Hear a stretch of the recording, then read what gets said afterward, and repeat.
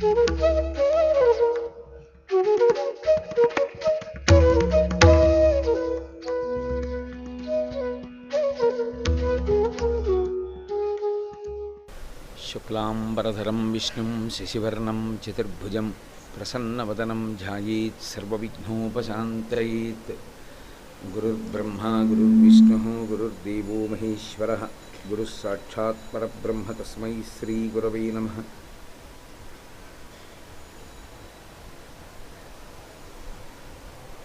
వ్యాసాయ విష్ణురూపాయ వ్యాసరూపాయ విష్ణవే నమో వై బ్రహ్మనిధయే వాసిష్ఠాయ నమో నమః.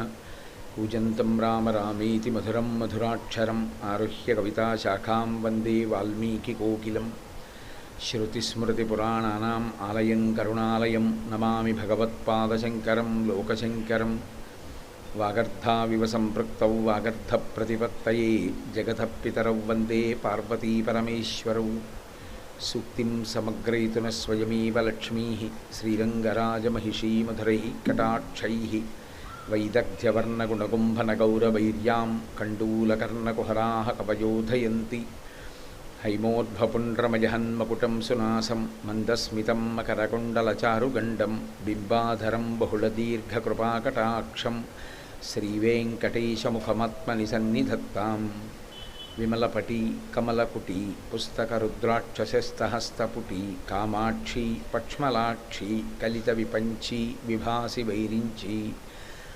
మనోజవం మరుతతుల్యవేగం జితేంద్రియం బుద్ధిమతాం వరిష్టం వాతాత్మజం వనరయూధముఖ్యం శ్రీరామదూతం శిరసా నమామి. ఆపదామపహర్తారం దాతారం సర్వసంపదాం లోకాభిరామం శ్రీరామం భూయో భూయో నమామ్యహం. సింధూరారుణవిగ్రహాం త్రినయనాం మాణిక్యమౌళిస్ఫురత్తారానాయకశేఖరాం స్మితముఖీం ఆపీనవక్షోరుహాం పాణిభ్యాం అళిపూర్ణరత్నచషకం రక్తోత్పలం బిభ్రతీం సౌమ్యాం రత్నఘటస్థరక్తచరణాం ధ్యాయేత్పరాదంబికాం. హరి ఓం. పరమేశ్వరస్వరూపైన సభకి నమస్కారం. పరమేశ్వరుడే ఎరుకలసాని రూపంలో హిమవంతుని యొక్క అంతఃపురానికి వెళ్ళి ఆ మేనకాదేవితో కొన్ని మాటలు చెప్పాడని, ఈ పిల్ల కువలయలోచన కొన్ని దినంబులు కొండల రాజింట నుండగలదు, కొన్నాళ్ళు మాత్రమే ఈ అంతఃపురంలో ఉంటుంది పార్వతీదేవి, తరువాతి కాలంలో ఆమె అరణ్యానికి వెళ్ళి అక్కడ తన చిలికెత్తెలతో కూడి ఘోరమైన తపస్సు చేసి పరమేశ్వరుణ్ణి భర్తగా పొందుతుంది అని చెప్పిన కారణం చేత ఆ తల్లి పార్వతీదేవి ఎంతో సంతోషించి మార్గం దొరికిన దానిగా భావించింది. భావన చేసి కొంతకాలం అయిన తర్వాత ఆవిడ తపస్సుకి బయలుదేరింది. ఆ తపస్సుకి బయలుదేరినప్పుడు తల్లి అయిన మేనకాదేవి తండ్రి అయిన హిమవంతుడు ఆమెని వెళ్ళవద్దు తపస్సుకి అని ఉమా, వెళ్ళవద్దు అన్న కారణం చేత ఆమెకి ఉమా అని ఒక నామం కలిగింది. అసలు యథార్థమునకు ఈశ్వరునకు పేరు ఉండదు. ఎందుకంటే సగుణ నిర్గుణాసాతు ద్విధాప్రోక్త మనీషిభి సగుణ రాగిభిసేవ్య నిర్గుణాతుర్విరాగిభి అంటాడు వ్యాస భగవానుడు దేవీ భాగవతంలో. నిర్గుణమైనటువంటి సచ్చిదానందపర బ్రహ్మము ఏది ఉన్నదో అది యథార్థమైనటువంటి ఈశ్వర స్వరూపం. కానీ నిర్గుణ పరబ్రహ్మాన్ని పట్టుకోవడం కష్టం. భగవంతుడు ఈ సృష్టి స్థితి లయ అనేటటువంటి మూడింటిని చేసేటప్పుడు గుణప్రకటనమును చేస్తూ ఉంటాడు. అలా ఆయన అప్పుడప్పుడు చేసినటువంటి గుణప్రకటనమును ఆధారము చేసుకుని గౌణములై నామములు వస్తాయి. అందుకే ఒక నామం వస్తే అది ఏదో వ్యక్తిని గుర్తుపట్టడానికి పెట్టినటువంటి పేరు ఎటువంటిదో అటువంటి పేరు అని కాదు. మీరు చూడండి, అందుకే లక్ష్మీ అష్టోత్తరంలో నవదుర్గాం అని ఆమెయే నవదుర్గ. అలాగే దుర్గా అన్న పేరు పార్వతీదేవికి చెల్లుతుంది. స్త్రీవాచకము కాదు, పురుషవాచకము కాదు, నపుంసకవాచకమైన పరంజ్యోతి అన్న నామం ఇంచుమించు ప్రతి ఈశ్వర స్వరూపానికి కూడా ఉంటుంది. అందుకే పోతన గారు భాగవతం చేస్తూ ఒక మాట అంటారు, స్త్రీ పురుష నపుంసక మూర్తియును కాక కర్మ గుణ భేద సదసత్ప్రకాశి కాక. వెనుక నన్నియుతానగు విభుతలంతు అంటారు. నిజానికి పరమేశ్వర స్వరూపం స్త్రీయా అంటే స్త్రీ కాదు, పురుషుడా అంటే పురుషుడు కాడు, నపుంసకుడా అంటే నపుంసకుడు కాడు. మనం ఏ భావన చేత పట్టుకుంటామో, మన మనసుకి ఏ భావనతో ఏ ఆకృతితో పట్టుకోవడానికి మనకి వీలుగా ఉంటుందో, మనకి ఉత్సాహం ఉంటుందో, ఆనుకూల్యత సిద్ధిస్తుందో అటువంటి రూపాన్ని మనం పట్టుకుంటాం తప్ప యథార్థానికి పరమేశ్వరుడికి ఒక రూపము అన్నది అన్వయం చేయడం కష్టం. అందుకే శృతి ఒక మాట అంటుంది, వేదాహమేతం పురుషం మహాంతం ఆదిత్యవర్ణం తమసస్తుపారే సర్వాణి రూపాణి విచిత్య ధీర నామాని కృత్వాభివదం యదాస్తి. ఆయన ఈ రూపంతో నాకు పరమేశ్వరుడు కనపడాలి అని ఎలా భావన చేశామో ఆ రూపంతో కనపడుతూ ఉంటాడు. అసలు నేను ఎందుకు అవతారం తీసుకుంటాను? అవతారము అన్న మాటకి సంస్కృతంలో స్ఫుటమైనటువంటి అర్థం. తార అంటే చాలా పైన ఉన్నది, తారాపథము అని కదా అంటాం. బాగా పైన ఉంటే తార. అవతార అంటే కిందకి రావడం. బాగా పైన ఉన్నది ఏదో అది మీకు స్పష్టముగా గోచరము కాదు. భూమికి కొన్ని లక్షల రెట్లు పెద్దదైనటువంటి తార మిణుకు మిణుకుమంటూ ఇంత ఉన్నట్లు కనిపిస్తుంది. ఇంత ఉన్నట్లు కనిపించినటువంటి తార భూమి మీదకి నిజంగా దిగితే భూమిని కప్పేస్తుంది, అంత పెద్దది. తార కిందకొస్తే అవతార, కానీ తార కిందకొస్తే చూడ్డానికి మనం ఉండం. ఎందుకంటే ఆ నక్షత్రం అంత పెద్దది కాబట్టి అది భూమిని నొక్కేస్తుంది. కానీ అవతార కిందకి దిగడంలో ఈశ్వరుడు సౌలభ్య ప్రకటనమును చేస్తాడు. ఈ మాంసనేత్రంతో చూడడానికి వీలుగా కిందకు వస్తాడు. అందుకే పురుష సూక్తం సహస్రశీర్షా పురుష సహస్రాక్ష సహస్రపాత్ సభూమిం విశ్వతో వృత్వా అత్యతిష్ట దశాంగుళం అంది. అంతరిక్షము ఎంతవరకు ఉందని మీరు భావన చేస్తున్నారో ఆ పైన 10 అంగుళముల వరకు పరమేశ్వరుడు వ్యాప్తి చెంది ఉన్నాడు. కాబట్టి అంత వ్యాప్తి చెందినటువంటి పరమేశ్వరుణ్ణి చూడడానికి ఈ మాంసనేత్రం యొక్క శక్తి చాలదు. అయినా ఆయన సౌలభ్యము చేత మాంసనేత్రమునకు గోచరమైన రూపంతో కిందికి దిగొస్తూ ఉంటాడు. అసలు ఎందుకు అలా రావడం? ఆయన ఎందుకు కనపడాలలాగా? ఆయనే చెప్పాడు, నేను ఎందుకు అలా వస్తూ ఉంటాను, ఎందుకు అలా కనపడుతూ ఉంటానో తెలుసా? పరిత్రాణాయ సాధూనాం, అందుకొస్తాను. మొట్టమొదటి కారణం ధర్మ సంస్థాపనార్థాయ అనుషంగికం. అసలు యథార్థంగా మాట్లాడాడంటే ఎవడు ధర్మాన్ని పాడు చేస్తున్నాడో వాడిలోంచి ఈశ్వరుడు వెళ్ళిపోతే చాలు. కానీ ఆయన ప్రధానంగా ఎందుకు వస్తాడు అంటే పరిత్రాణాయ సాధూనాం, ఈశ్వరుణ్ణి మేము ఈ కంటితో చూడడానికి వీలుగా ఒక రూపంతో చూడకుండా ఉండలేమని ప్రేమించినటువంటి మహాభక్తులైన వాళ్ళ కోరిక తీర్చడం కోసం ఆయన ఒక రూపంతో దిగొస్తూ ఉంటాడు. అలా దిగి రావడం సౌలభ్యం, భక్తుల పట్ల ఆయనకి ఉన్నటువంటి అపారమైనటువంటి అనుగ్రహం. అందుకే కదా కాశీపట్టణంలో బిందుమాధవుడిగా వెలిశాడు. బిందుమాధవుడు అన్న పేరు ఆయనకి రావడానికి కారణం అగ్నిబిందువు అని ఒక మహర్షి ఉండేవారు ఇక్కడ. దివోదాసోపాఖ్యానము అని కాశీలో చాలా ప్రధానమైనటువంటి ఆఖ్యానం అది. ఇప్పుడు నేను మళ్ళీ అదంతా ఎక్కడ చెప్తాను, కానీ పార్వతీ కళ్యాణం ఒకటి పూర్తి చేయాలి కదా. ఉపాఖ్యానం జరిగిపోయిన తర్వాత ఆ దివోదాసు కాశీపట్టణం నుంచి శరీరాన్ని విడిచిపెట్టి మోక్షాన్ని పొందిన తరువాత తత్కార్యమును సాధించినటువంటి శ్రీ మహావిష్ణువు విశ్రాంతిగా కూర్చున్నారు. విశ్రాంతిగా కూర్చుని ఉన్నప్పుడు ఆయన దగ్గర ఎవ్వరూ లేనప్పుడు అగ్నిబిందువు అన్న మహర్షి వెళ్ళి ఆయన్ని స్తోత్రం చేశాడు. మహానుభావ, ఇన్నాళ్ళకి నువ్వు నాకు ఇలా కనపడ్డావు, ఎంత విశ్రాంతిగా కనపడ్డావయ్యా అని స్తోత్రం చేస్తే, భక్తవత్సలుడు కనుక అచ్యుతుండు భక్త పరతంత్రుడు అగుట చేసి అంటారు కాశీఖండంలో. ఆయన భక్త పరతంత్రుడు కనుక కాశీపట్టణంలో నేను ఇంత పెద్ద కార్యాన్ని చేసి విశ్రాంతిగా కూర్చుని ఉండగా నన్ను మొట్టమొదట చూసి స్తోత్రం చేసినటువంటి వాడివి నువ్వే. అందుకే నీ పేరు నా పేరులో కలుపుకుంటానని అగ్నిబిందు మహర్షి యొక్క పేరులోని బిందు శబ్దాన్ని తీసి తన పేరులో కలుపుకొని మాధవ, మా అంటే లక్ష్మి, ధవుడు అంటే భర్త, లక్ష్మి యొక్క భర్త అయిన విష్ణువు అగ్నిబిందుని యొక్క పేరు కలుపుకొని బిందుమాధవ అన్న పేరుతో కాశీపట్టణంలో వెలిశారు. అందుకే పంచమాధవుల క్షేత్రాలలో కాశీపట్టణం అత్యంత అగ్రస్థానం వహించినటువంటి మాధవ క్షేత్రం. కనుక ఆయన భక్తపరతంత్రుడైనటువంటి కారణం చేత ఆ భక్తుల కంటికి కనపడడానికి వీలైన రీతిలో మనం ఎలా శరీరము, చర్మము, మాంసము, కొవ్వు, అస్థి, శుక్ల, మేధ, సప్త ధాతువులతో శరీరం ఉంటుందో అటువంటి శరీరంతో ఆయన కూడా దిగి వచ్చి కనపడుతూ ఉంటాడు. దాన్ని అవతార వైశిష్ట్యము అంటారు. అంటే పరమేశ్వరుడు కిందకి దిగి వచ్చినప్పుడు ఉండేటటువంటి వైభవము. అందుకని అసలు ఈశ్వరుడు అవతారాలు అనడంలో అవతారము అన్న మాట వెనకాతల ఉండేటటువంటి ఈశ్వర కారుణ్యమును దర్శించు అని శాస్త్రవాక్కు.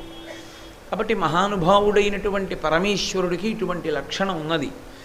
కాబట్టి ఇప్పుడు ఆయనే దేవతల యొక్క కార్యం నెరవేరడం కోసమని ఎరుకల సానివేషం వేశాడు. ఆయన ఏ రూపాన్ని పొందలేడు కనుక ఏ రూపాన్ని పొందితే కార్యం సాధింపబడుతుందో ఆ రూపాన్ని పొందుతూ ఉంటాడు. పొంది మేనకాదేవికి ప్రచోదనం చేశాడు, నీ కుమార్తె వెళ్ళి తపస్సు చేస్తుంది అని. ఓ ఇది కారణం, నేను తపస్సు చేసి తప్ప పరమశివుణ్ణి పొందలేను అంటే, నేను నిన్న మీతో స్థూలంగా మీతో మనవి చేశాను దాని గురించి. పరమశివుడు బాహ్య సౌందర్యమునకు వశుడయ్యేవాడు కాడు. ఆయన మహాజ్ఞానమూర్తి. అసలు యథార్థంగా మాట్లాడితే శివుని కన్నా అందగాడు లోకంలో లేడు. అత్యంత అందగాడెవరు అంటే ఒక్క పరమేశ్వరుడే. అందుకే లింగపురాణం ఆయన గురించి వర్ణిస్తూ ఘృతరీతి ఘనీభూతం సచ్చిదానంద విగ్రహం అంటుంది. పోతపోసిన నెయ్యి ఎలా ఉంటుందో ఆయన అంత అందంగా ఉంటాడు. నేను పొద్దున్నే కంచి కామకోటి దేవాలయానికి వెళ్ళి దర్శనం చేశాను. మహానుభావుడు పరమాచార్య స్వామివారు అపర శివతత్వం. అందుకే ఆ దేవాలయం చుట్టూ కొన్ని మూర్తులను చెక్కించారు. బహుశः గణపతి స్థపతి గారికి తప్ప అటువంటి మూర్తుల్ని చెక్కగలిగిన సామర్థ్యం వేరొకరికి ఉందని నేను అనుకోను. బహుశः గణపతి స్థపతి గారి చెక్కుంటారు వాటిని. అందులో దారుకావన భిక్షాటనమూర్తి, మీరు చూసి తీరాలి ఆయన అందం. ఆయన భిక్షాటనమూర్తిగా వెళ్తే మహర్షుల భార్యలు మోహించారు. అసలు నిజంగా ఆ మూర్తులను ఆ శిల్పంలో తీసుకొచ్చినటువంటి వైభవం అనితర సాధ్యం. అది నా మనసుని హత్తుకుపోయింది. అసలు నేను కాశీపట్టణంలో ఇన్నాళ్ళ నుంచి దేవాలయాన్ని ఎందుకు దర్శనం చేయలేదు అని చాలా విచారం పొందాను, అపారమైన ఆనందము పొందాను ఆ దేవాలయ దర్శనం చేసి. కాబట్టి ఆయన మహాందగాడు. మహాందగాడైన పరమేశ్వరుడి కన్నా అందగాడు ఉండడు. కానీ లోకంలో మోహింపజేయగలిగినంత అందము అన్న మాట లోకంలో వాడవలసి వస్తే అమ్మవారు కూడా తత్తుల్యమే. అందుకే శంకర భగవత్పాదులు వాళ్ళిద్దరి గురించి మాట్లాడుతూ కళాభ్యాం చూడాలంకృత శిశికళాభ్యాం నిజతపఫలాభ్యాం భక్తీషు ప్రకటిత ఫలాభ్యాం భవతు మే శివాభ్యాం అస్తోకత్రిభువన శివాభ్యాం హృది పునర్భవాభ్యాం ఆనందస్ఫురదనుభవాభ్యాం నతిర్యం అంటారు. వాళ్ళిద్దరూ నిజతపఫలాభ్యాం, ఒకరి తపస్సుకి ఒకరు ఫలం. ఆయన దక్షిణామూర్తిగాను హిమవత్ పర్వతం మీద చేసిన తపస్సుకి ఫలితము పార్వతీదేవి, పార్వతీదేవి చేసిన తపస్సుకి ఫలితము పరమేశ్వరుడు. అందుకే పార్వతీ పరమేశ్వరులలో ఎవరు గొప్ప ఎవరు తక్కువ అన్న విచారణే లేదు యథార్థమునకు. అందుకే శ్రీ విద్యాతంత్రంలో మహాకామేశ్వర మహాకామేశ్వరి స్వరూపములను ఆవిష్కరించేటప్పుడు పంచసామ్యములు అని చెప్తారు. ఇద్దరి యందు కూడా 5 ఒకే రకమైన లక్షణాలు ఉంటాయి. మీరు ఎప్పుడైనా అటువంటి మూర్తిని చూశారో లేదో నాకు తెలియదు. మీరు ఆ మూర్తిని ఎప్పుడైనా ఎదురుగుండా పెట్టుకుని చూస్తే ఎవరి చెయ్యి ఎక్కడుందో, ఎవరి కాలు ఎక్కడుందో, ఎవరి ముఖం ఏదో స్పష్టంగా మీరు చూస్తే తప్ప మీరు పట్టుకోలేరు. ఇద్దరూ ఒక్కలా ఉంటారు. అలా ఒక్కలా ఉండడం పంచసామ్యములు అంటారు. 5 సమానంగా ఉంటాయి కామేశ్వర కామేశ్వరీల యందు. అందుకని వారు నిజతపఫలాభ్యాం. అటువంటి శంకరుని యొక్క మాట ఎరుకల సాని వేషంలో వచ్చి చెప్తే దానికి సంతోషించినటువంటి తల్లి జగదంబ కన్యారూపం పార్వతీదేవి ఇంకా వివాహం చేసుకోవలసిన దానిగా ఉన్నది. కానీ ఆమె ఎప్పుడూ శంకరుని ఇల్లాలే, బాలగా ఉన్నా ఆమె శంకరుని ఇల్లాలే. అందుకే ఆ తల్లి బయలుదేరి అరణ్యానికి తపస్సుకి వెళ్ళింది. తపస్సు అన్న మాటకు అర్థం తపించుట అని. తపించుట అన్న మాట కిందకి తీసుకెడుతుంది, పైకి తీసుకెళ్తుంది. అందుకే లోకంలో అన్ని వేళలా మీరు ప్రయాణం చెయ్యడం అనేటటువంటిది యోగ్యము అని చెప్పడానికి వీలుండదు. ఒక ఆయన కింద పడిపోతాడు, ఇంకొక ఆయన కిందకి వంగుతాడు ఆయన్ని పైకెత్తడానికి. ఇప్పుడు కింద పడ్డవాడిని పైకెత్తడానికి కిందకి వంగినవాడు ఎవరో వాడు కూడా పడ్డవాడితో సమానుడా? కాదు. అందుకే నమస్కారములలోకెల్లా శ్రేష్టమైన నమస్కారంగా ఏది చెప్పబడింది అంటే ప్రణిపాతము చెప్పబడింది. ప్రణిపాతము అంటే భంగిమ లేకుండా, ఏమీ తెలియకుండా మహాత్ములైన వారు కనపడ్డప్పుడు పరమేశ్వర సన్నిధానమునందు వచ్చి నేల మీద పడిపోతారు. ప్రణిపాత ప్రసన్నాహి మైథిలీ జనకాత్మజ అలమేష పరిత్రాతుం రక్షస్వో మహతో భయాత్ అంటారు వాల్మీకి మహర్షి రామాయణంలో. ప్రణిపాతం అంటే నేల మీద పడిపోవడం, స్వర్ణదండము పడ్డట్టు పడతారు. ఎందుకు అలా పడిపోవడం అంటే దాని చేత నోరు విప్పి చెప్పకుండా ఓ మాట చెప్తారు ఎవరి ముందు పడ్డారో వాళ్ళకి. మీరు ఎంత ఎత్తుగా నిలబడవచ్చో అంత ఎత్తుగా నిలబడినవారు, ఇక ఎంత కిందకు పడిపోవాలో అంత కిందకు పడిపోయి ఇంతకన్నా పతనం అయిపోవడానికి అవకాశం లేనంత పతనం అయిపోయిన వాడను నేను. ఇంకా ఇంతకన్నా పడడానికి కిందకేం లేదు, అందుకని ఇంత కింద పడ్డాను. మీరు ఎంత ఎత్తుగా నించోవచ్చో అంత ఎత్తుగా నించున్నవారు. పడ్డవాణ్ణి నేను తప్పులు చేశాను అని ఒప్పుకొని దిద్దవలసిన వారు మీరు. ఇప్పుడు మీరు నన్ను ఎత్తి ఉద్ధరించండి అని గుర్తు. అందుకే ఎవరు ప్రణిపాతం చేశారో వారిని వెంటనే నిలబడి దాన్ని స్వీకరించిన వారు భుజములు పట్టుకుని పైకెత్తాలి. పైకెత్తితే నీకేమీ బెంగలేదు, నేనున్నాను, నిన్ను అనుగ్రహిస్తాను, నా సంకల్పం నిన్ను ఉద్ధరిస్తుంది, నేను ఈశ్వరుణ్ణి ప్రార్థిస్తాను, నీ బుద్ధి ప్రచోదనమవుతుంది అని అవతల వారికి వాగ్దానము చేసినట్టు. అందుకే నిజానికి లోకంలో ఉద్ధరణ కొరకు నమస్కారం కన్నా చేసేది ఏదీ లేదు అన్నారు. నేను ఉద్ధరింపబడాలి అని నేను అనుకుంటే నేను చెయ్యవలసింది ఏది అంటే నమస్కారం ఒక్కటే. అందుకే బహుశా నమస్కారానికి ఉన్నంత వైశిష్ట్యం మీకు ఇంక ఎందులోనూ కనపడదు. అభివాదము అది కూడా నమస్కారాంతర్గతమే, కానీ అభివాదమునందు తిన్నగా వచ్చి నమస్కారం చేయరు. ముందు రెండు చెవులు పట్టుకొని అందున కుడి చెవి ఎడం చెవి మీద వేసి పట్టుకుని ముందు ప్రవర చెప్తారు, చెప్పి వంగి నమస్కరిస్తారు. నమస్కరించేటప్పుడు ఏ కారణం చేత అవతల వాళ్ళ పాదాలు ముట్టుకోకూడదు. చాలామంది అది చాలా భక్తి అనుకుని ఎదురుగుండా ఉన్న వాళ్ళ పాదాలు ముట్టుకుని నమస్కారం చేస్తారు. ఎప్పుడూ ముట్టుకోకూడదు. పాదాల పైన అలా చేతులు పెట్టి నమస్కారం చేయాలి. అథవా అసలు యథాశాస్త్రం అయితే వారు నిలబడినటువంటి ప్రదేశంలో భూమిని తాకి నమస్కారం చేయాలి. ఎందుకంటే మీకన్నా ఉపాసన బలం వారిది ఎక్కువైతే ఆ ఉపాధికి ఒక లక్షణం ఉంటుంది, మీ ఉపాసనా బలాన్ని లాగేస్తుంది. మీరు నదీ స్నానం చేస్తే సప్తధాతువుల్లోంచి శక్తి వెళ్ళినట్టే మీరు ఇవాళ ఏదో మంచి పని చేసి ఓ మహాత్ముడి కాళ్ళు పట్టుకున్నారనుకోండి, ఆయనకి ఎడుతుంది, అది ఆ తేజస్సు ఆయనకి వెళ్ళిపోతుంది. అందుకే కాళ్ళు ముట్టుకోకండి, కాళ్ళు ముట్టుకోకండి అంటారు. కాళ్ళు ముట్టుకోకండి అంటే అవతల ఆయన ఏదో గొప్పతనం కోసం చెప్పించుకున్నాడని కాదు, మీ మర్యాద కోసం, మీ క్షేమం కోసం లేదా మన క్షేమం కోసం అలా ముట్టుకోకండి, అలా ముట్టుకోకండి అంటారు. అందుకే పాదుకా పూజ వచ్చింది. పాద పూజ అని తిన్నగా పాదములు ముట్టుకోరు యతీశ్వరులకు కానీ మహాతపశ్శాలులకు కానీ పాదుకలు మాత్రమే ముట్టుకుంటారు. పాదుకలు ఎందుకండి ముట్టుకోవడం అంటే నేను చెప్పులు వేసుకుంటే దూరంగా విప్పాలి, ఆయన పాదుక వేసుకుంటే అది కొయ్య, ఆయన యొక్క తపశ్శక్తిని గ్రహిస్తుంది. ఆయన చేత తొక్కబడినట్టే ఆ పాదుక మన అహంకారమును తొక్కుతుంది, తొక్కి మనని ఉద్ధరిస్తుంది. అందుకే మహాత్ములకు పాదపూజ, ఇతరులకు మహాత్ములకు పాదుకా పూజ, ఇతరులకు అలా పాదుకా పూజ లేదు. ఎవరి పాదుకలు పడితే వాళ్ళ పాదుకలు పట్టుకొచ్చి పూజ చేస్తానండి అంటే కుదరదు. ఆయన అటువంటి మహాత్ముడై ఉండాలి. ఆయన పాదుకకి పూజ చేస్తే మీ అహంకారమును తొక్కగలిగినదై ఉండాలి. అంత శక్తి ఉంటే పాదుకా పూజ చేస్తారు. సరి, అందుచేత పరమేశ్వరుని యొక్క ఆజ్ఞ మేరకు అని మీరు అనుకోవచ్చు పార్వతీదేవి తపస్సు మొదలుపెట్టింది. తపస్సనగా అని కాదు నేను అన్నాను, తపించుట. తపించుట అన్నది మనసుకి సంబంధించినటువంటి విషయం. స్మరణ, తపస్సు, వీటికి ప్రారంభస్థానం ఏది అంటే మనస్సు. ఇది తపస్సులో చిట్ట చివరికి ఏమవుతుందంటే ఆత్మ యందు లయమైపోతుంది.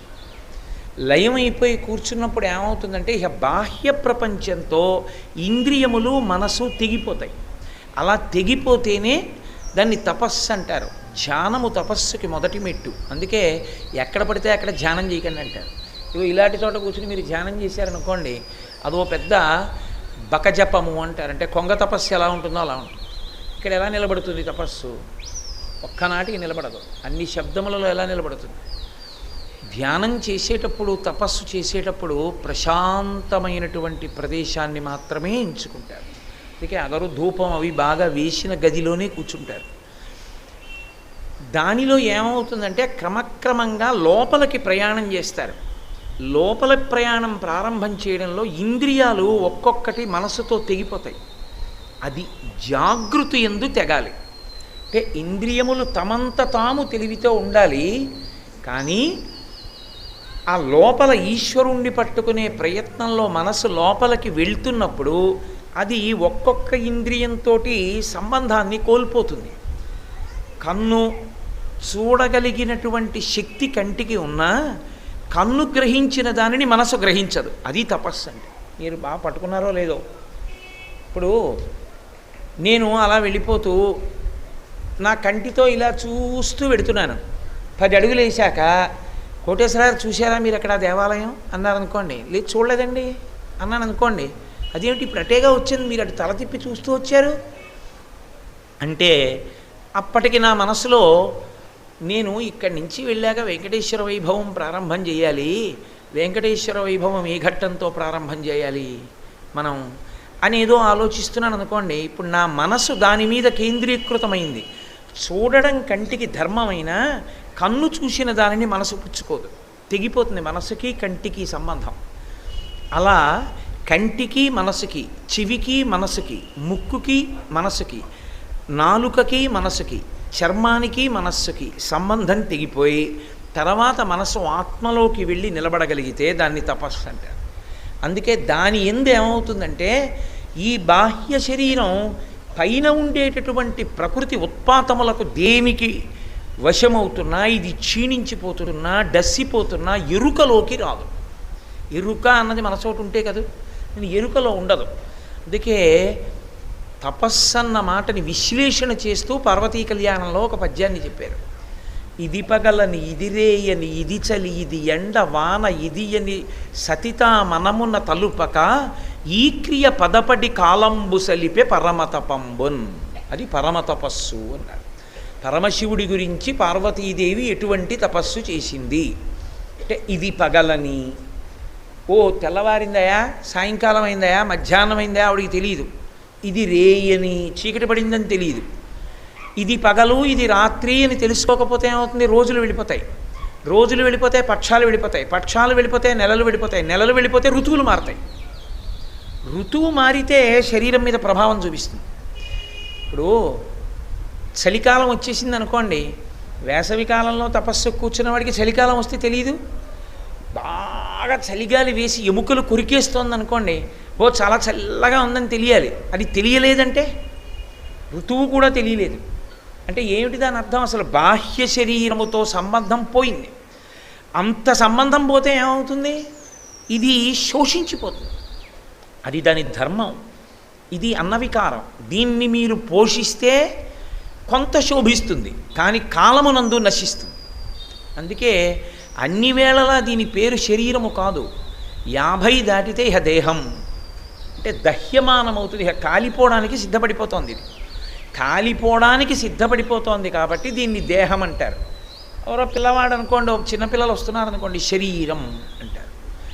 శరీరం అంటే పెరుగుతుంది, దేహం ఇక నశించిపోవడానికి తాను సిద్ధపడిపోతూ ఉంటుంది. అందుకే శంకర భగవత్పాదులు దక్షిణామూర్తి స్తోత్రం చేస్తూ బాల్యాదిష్యపి జాగ్రదాదిషు తథా సర్వాస్వస్థాస్యపి వ్యావృత్త స్వనువర్తమానమహమిత్యంత స్ఫురంతం సదా స్వాత్మానం ప్రకటీకరోతి భజతాం యో ముద్రయా భద్రయా తస్మై శ్రీ గురుమూర్తయే నమ ఇదం శ్రీ దక్షిణామూర్తయే అంటారు. ఆ శబ్దం ఆగదమ్మా, ఆగదా?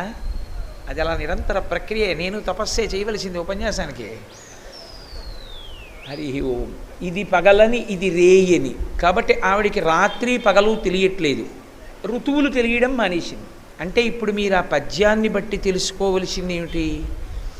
ఆవిడ పూర్తిగా పరమశివుని యందే ధ్యానమును పెట్టేసింది. శివుడు తప్ప ఆవిడికి ఇంకొకటి ఎప్పుడూ తెలియదు. అలా శివుడి గురించే ధ్యానం చేస్తూ ఉండిపోయింది.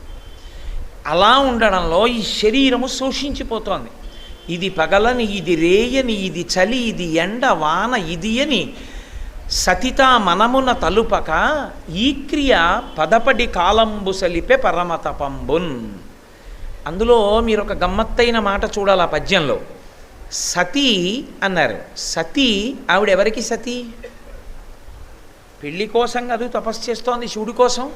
మరి ఇంకా సతీ ఏమిటి ఆవిడ అంటే అందులో ఒక రహస్యార్థమును ద్యోతకం చేశారు.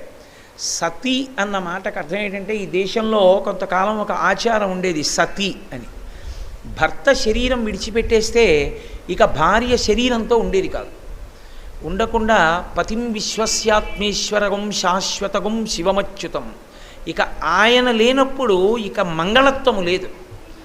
మంగళత్వము లేదు కనుక ఉండడం అనవసరం అని ఆయన చితి మీద తన శరీరమును కూడా చేర్చి కాలిపోయేవారు. ఇప్పుడు అది ప్రభుత్వము చేత నిషేధము. దాని ఎందున్నటువంటి యుక్తాయుక్తములను గురించి నేను అందుకని విచారణ చెయ్యను.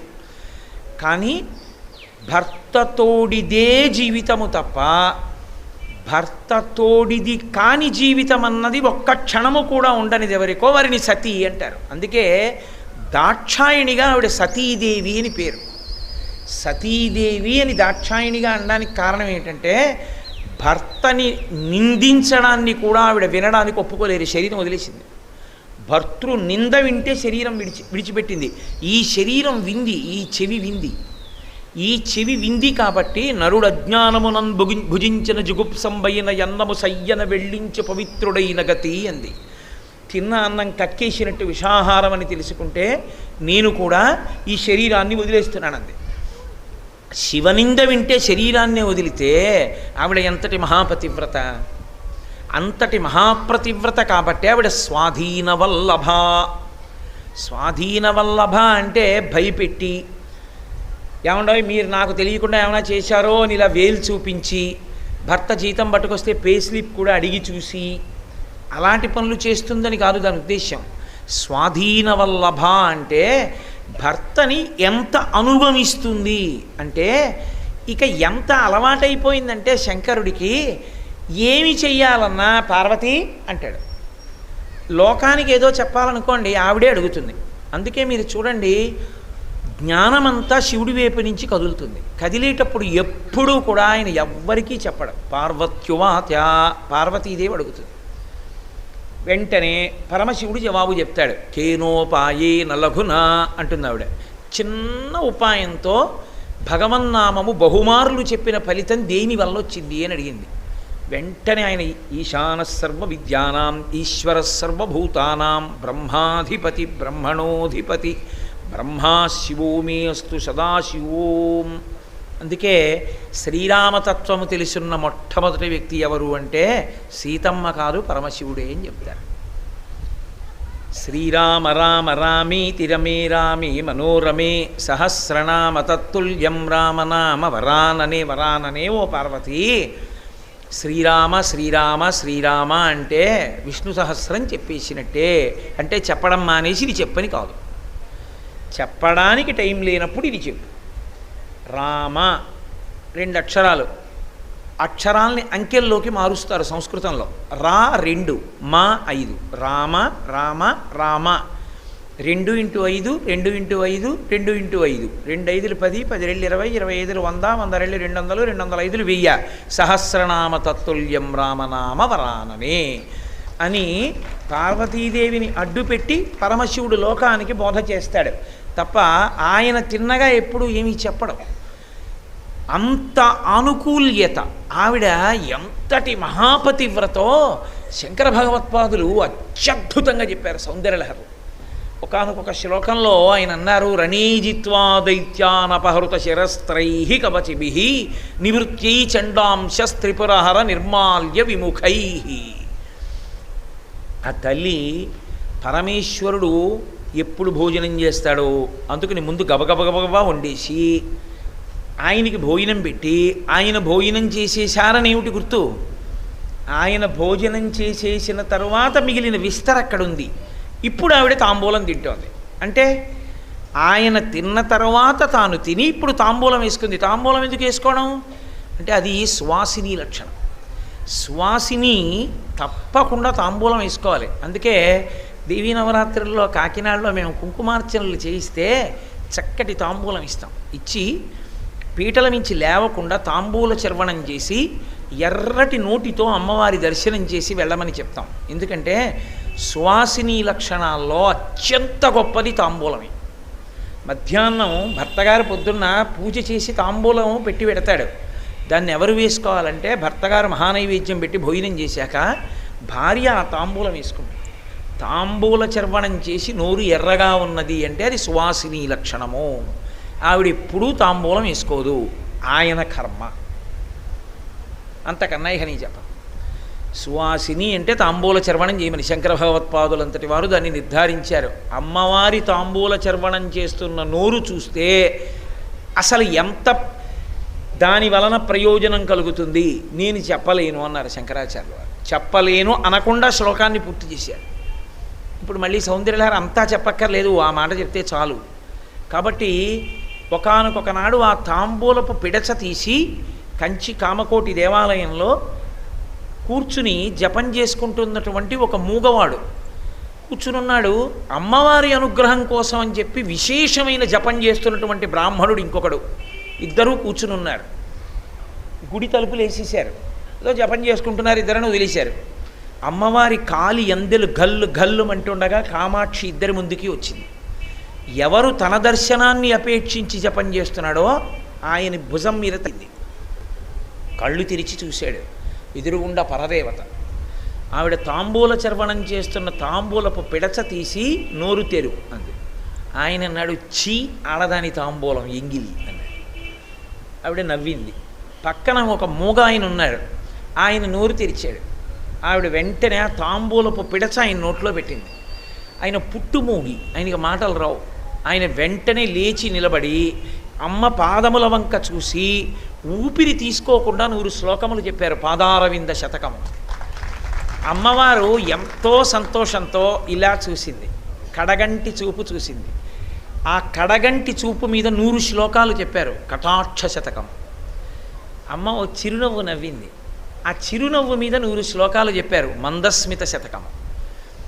వెంటనే ఆవిడ గొప్పతనాన్ని 100 శ్లోకాలు చెప్పారు, ఆర్యాశతకము. ఆవిడని స్తోత్రం చేస్తూ 100 శ్లోకాలు చెప్పారు, స్తుతి శతకము. 500 శ్లోకాలు కలిపి మూక పంచశతి. 500 శ్లోకాలు అయిపోయిన తర్వాత ఆయన ఆగారు. అమ్మవారంది, ఇంత గొప్పగా చెప్పావు, ఏం కావాలంది. నా మాట తీసేయన్నారు. ఏమి ఎందుకన్నారు?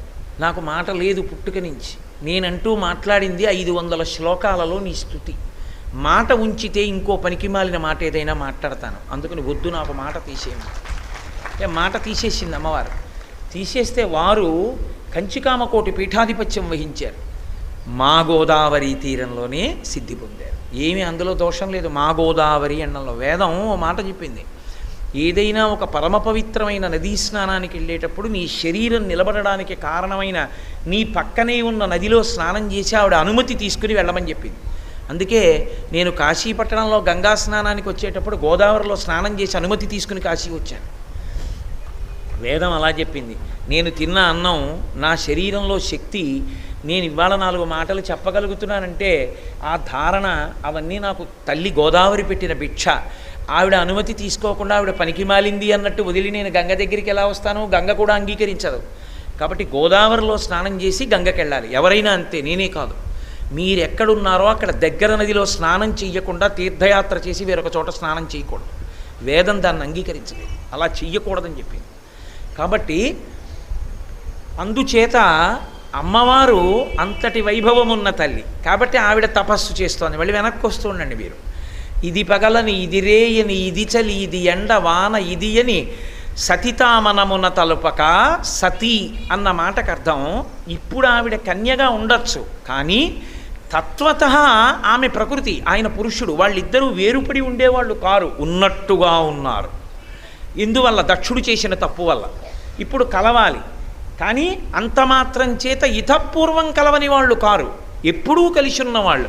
పాలని పాల తెలుపుని ఎలా వేరు చెయ్యలేమో, పువ్వుని పువ్వు యొక్క సౌరభాన్ని ఎలా వేరు చెయ్యలేమో, మధుర పదార్థము దాని తీపి ఎలా వేరు చెయ్యలేమో, చంద్రుడు చంద్రుని యొక్క శోభ ఎలా వేరు చెయ్యలేమో, పార్వతీ పరమేశ్వరులను అలా వేరు చెయ్యలేమో. అందుకే శక్త్యా లోభయితుం నాహం ఐశ్వర్యేణ ధనేన వా అనంజే రాఘవేణాహం భాస్కరేణ ప్రభాయధ అంటుంది సీతమ్మ సుందరకాండలో. ఓ నీ పిచ్చాడా, నన్ను ఎత్తుకొచ్చానంట ఏమిటి? నీ తరమే రాముడి నుంచి నన్ను దూరం చేయడం. అసలు పేర్లల్లో కూడా రామ రమ కలిసి ఉన్నవాళ్ళం మేము. రామ రమ, రామా రామ అన్న చపలాక్షుల పేరు, రామ అన్న పరబ్రహ్మము పేరు రామాయణ చపలాక్షుల పేరు అంటారు త్యాగరాజస్వామి. వాళ్ళు ఎప్పుడు పేరులో కూడా కలిసి ఉండేటటువంటి వారు. అటువంటి వాళ్ళని ఎలా వేరు చేస్తారు? ఒక్కనాటికి వేరు చేసేటటువంటి సమస్య లేదు. అందుకే ఆమె సతి. సతితా మనమున వగవక పదపడి కాలంబు సలిపే పరమతపంబున్. కొంతకాలము తపస్సు చేసింది. ఎంతకాలము ఆవిడికే తెలియదు. బయట లెక్క పెట్టేవాడు ఎవరు? ఆవిడికి. నాకు ఓ స్నేహితుడు ఉండేవాడు. వాడికి ఓ విచిత్రమైన లక్షణం ఉండేది. వాడు శుభ్రంగా 3 రోజులు తినవలసిన అన్నం తిని వాడి పొలానికి వెళ్ళి మామిడి చెట్టు కింద పడుకునేవాడు, నొలక మంచం వేసుకుని. 2 పాలికాపుల్ని పెట్టుకునేవాడు ఎవరూ లేపకుండా. వాడు లేచిపోయిన తర్వాత అడిగేవాడు ఇవాళ ఏ వారం రా అని. ఆదివారం పడుకుంటే ఏ బుధవారం లేచేవాడు వాడు. వాడికి ఆ శక్తి ఉండేది. మరి వాడు ఏమిటో అలా పడుకునేవాడు. వాడికి అలా తినగలడు, అలా పడుకోగలడు. పరమేశ్వరుడు వాడికి అలా అనుగ్రహం ఇచ్చాడు. వాడికి కాలం ఏం తెలుసు? ఎలా తెలుస్తుంది? వాడికి తెలియదు. లేచి ఏ వారం బట్టో వాడు చెప్పాలి, తిథిని బట్టో. పదపడి కాలంబు సలిపే పరమతపంబున్. ఎంతకాలం తపస్సు చేసింది చెప్పడం కుదరదు. కాబట్టి ఇప్పుడు ఏమవుతుంది? ఆవిడ శరీరం, ఆవిడ తపశ్శక్తి ఎంత పెరిగిందో, ఆవిడ పరమేశ్వరుడి గురించి ఎంత తపించిందో, ఆవిడ శరీరము అంత శిథిలమైపోతుంది. దీనికి లొంగాడు పరమేశ్వరుడు. పరమేశ్వరుడు లొంగేది దేనికి అంటే కేవలము భక్తికి మాత్రమే వశుడవుతాడు తప్ప అసలు పరమేశ్వరుడికి నేను ఇది చేశాను అనడానికి మీరేం చేయగలరు? మనం ఇది చేశాము అని చెప్పడానికి మనం ఏదీ చెయ్యలేము ఈశ్వరుడికి. ఎందుకో తెలుసా అండి? శంకర భగవత్పాదులు శివానందలహరి చేస్తూ అంటారు, కరస్తే హేమాద్రియౌ గిరిశ నికటస్థే ధనపతౌ. కరస్తే హేమాద్రేౌ గిరిశ నికటస్థే ధనపతౌ. శిరస్తే శీతాంశౌ చరణయుగళస్తే అఖిల శుభౌ. గృహస్థే స్వర్భూజామరసురభిచింతామణిగణే. కమర్థం దాస్యేహం భవతు భవదర్థం మమ మనః. శివుడికి ఇవ్వడానికి ఆయనకు ఓ చేతిలో బంగారు కొండ ఉంది. మేరువుని విల్లుగా పట్టుకుంటాడు. కాబట్టి మీరేం బంగారం ఇవ్వలేరు. బంగారం అంటే రాత్రి వేళ గబుక్కుని ఏదైనా డబ్బులు కావాల్సి వస్తే మరి వెళ్ళి అమ్మి డబ్బు తెచ్చుకోవడానికి అవకాశం ఉండదు కదా. నా దగ్గర రూపాయలున్నా ఇస్తానంటారేమో. నవనిధులకు అధిపతి అయిన కుబేరుడు ఎప్పుడూ పక్కన నిలబడి ఉంటాడు. ఇంకేమి ఇస్తాం మనం? పోన్లేవయ్యా నీకు నేనేమైనా శుభాలు జరిగేటట్టు చూస్తానంటామా? ఆ శుభాలన్నీ ఆయన కాళ్ళ దగ్గర పడి ఉంటాయి. ఎవరింట్లోనన్నా శుభం జరగాలి అని ఆయన అనుకుంటే ఆయన కాలు కదిపితే మంగళతోరణమై పట్టుకుంటుంది గడపని. శుభాలన్నీ ఆయన కాళ్ళ దగ్గర ఉన్నాయి.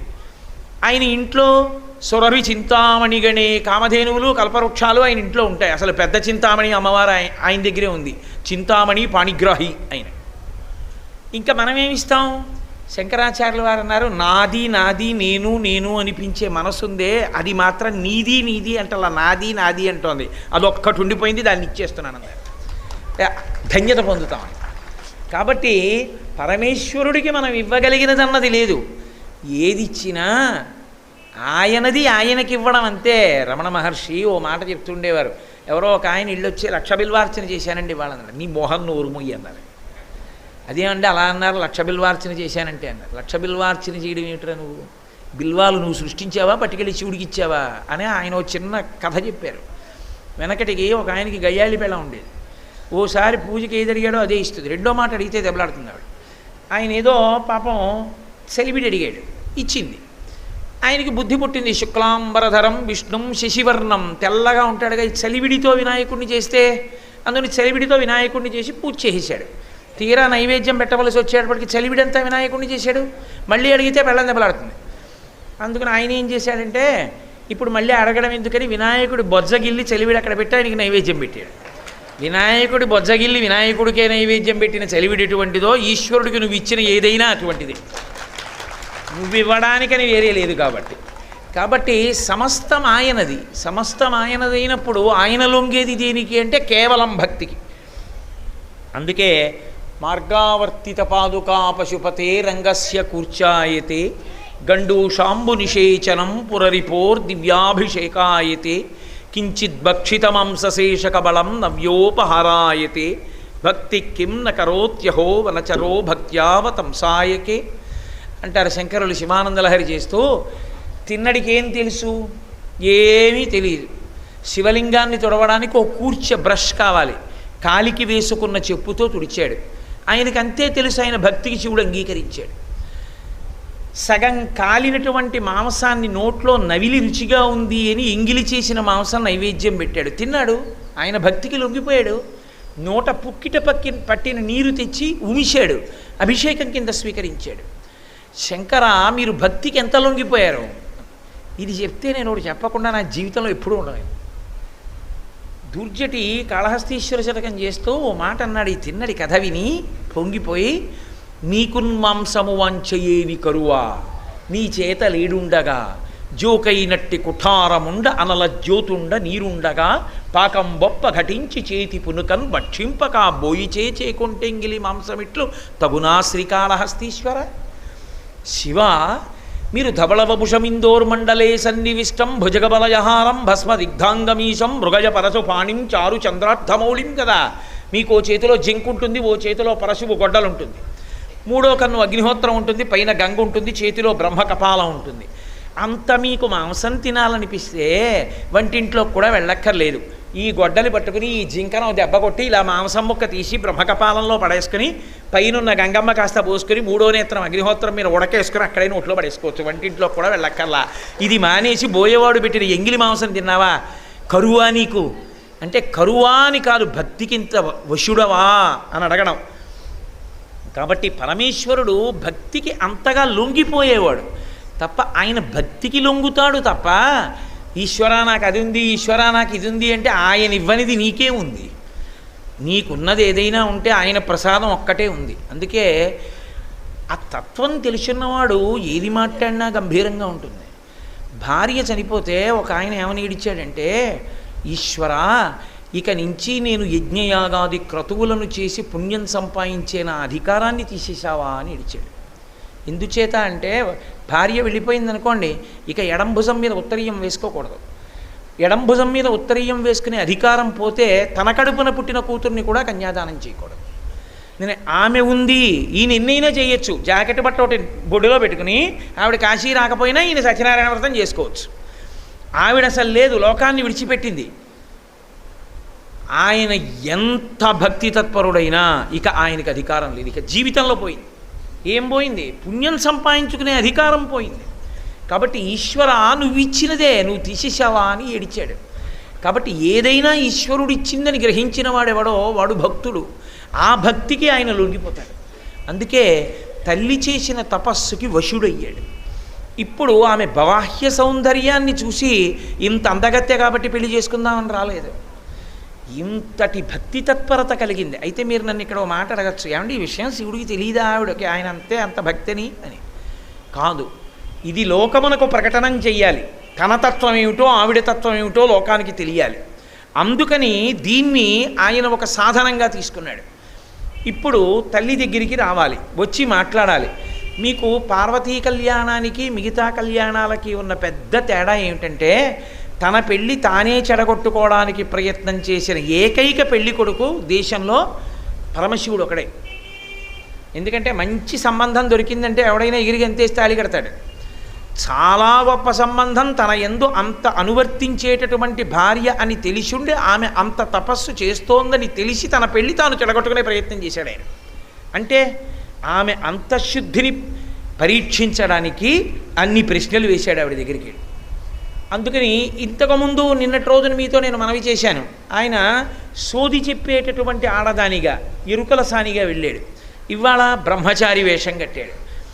అసలు గోధుమ పిండి అంటూ ఉంటే పూరీ చేసుకోవచ్చు, చపాతీ చేసుకోవచ్చు, పుణుకు చేసుకోవచ్చు, ఏదైనా చేసుకోవచ్చు. గోధుమ పిండే లేకపోతే అసలు భగవత్ తత్వం అంటూ ఉంటే అది ఎన్ని రకాలైన రూపాలైనా పొందుతుంది. కాబట్టి ఆయన ఇప్పుడు బ్రహ్మచారి రూపంలో అమ్మవారి దగ్గరికి వెళ్ళాడు. ఆ తల్లి బహిర్ముఖురాలైంది, చిలికెత్తెలతో కలిసి ఉంది.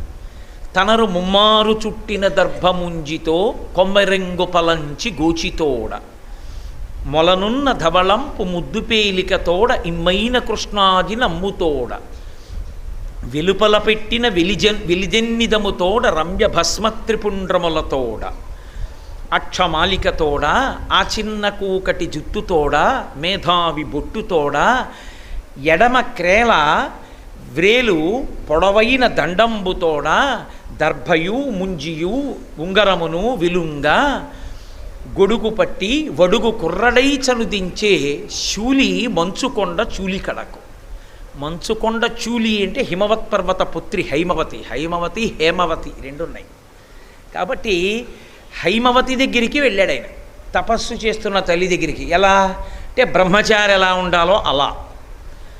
ఏ ఆశ్రమమునకు ఆ ధర్మం, అందుకే వర్ణాశ్రమ ధర్మము అన్న మాట వచ్చింది. వర్ణమునకు ధర్మం ఉంటుంది, ఆశ్రమమునకు ధర్మం ఉంటుంది. ఒక ఆశ్రమం వాడు ఇంకో ఆశ్రమం పని చేశాడనుకోండి, వెంటనే ధర్మం వదిలేశాడని గుర్తు. బ్రహ్మచారి భిక్ష స్వీకరించాలి తప్ప వండించుకు తినకూడదు. 4 ఇళ్ల ముందుకు వెళ్ళి ఆ ఇళ్లల్లో వచ్చినటువంటి భిక్ష గురుపత్నికి ఇచ్చి గురుపత్ని పెట్టింది తింటారు. అంతేకాని సిద్ధాన్నం వండించుకుని ఆ పప్పు వేయించుకుని కూర వేయించుకుని తింటే నా మహాది బ్రహ్మచర్య ఏమిటి? అందుకే ఆ బ్రహ్మచర్య దీక్షని విడిచిపెట్టి గృహస్థాశ్రమంలోకి ప్రవేశించే ముందు చేసిన స్నాతకం ఉందే, ఇవాళ వైదికంలో దానంత బూటకపు ప్రక్రియ ఇంకొకటి లేదు. నాకేమీ భయం లేదు, ఉన్నది ఉన్నట్టు మాట్లాడతాను నేను. ఎందుచేత అంటే ఇత పూర్వం అద్దం చూసుకోలేదు కాబట్టి ఇప్పుడు అద్దం చూసుకోమనాలి. ఇత పూర్వం తలదువ్వుకోలేదు కాబట్టి ఇప్పుడు తలదువ్వుకోవాలి. ఇత పూర్వం తాంబూలం వేసుకోలేదు కాబట్టి ఇప్పుడు భార్య చేసి తాంబూలం వేసుకోవాలి.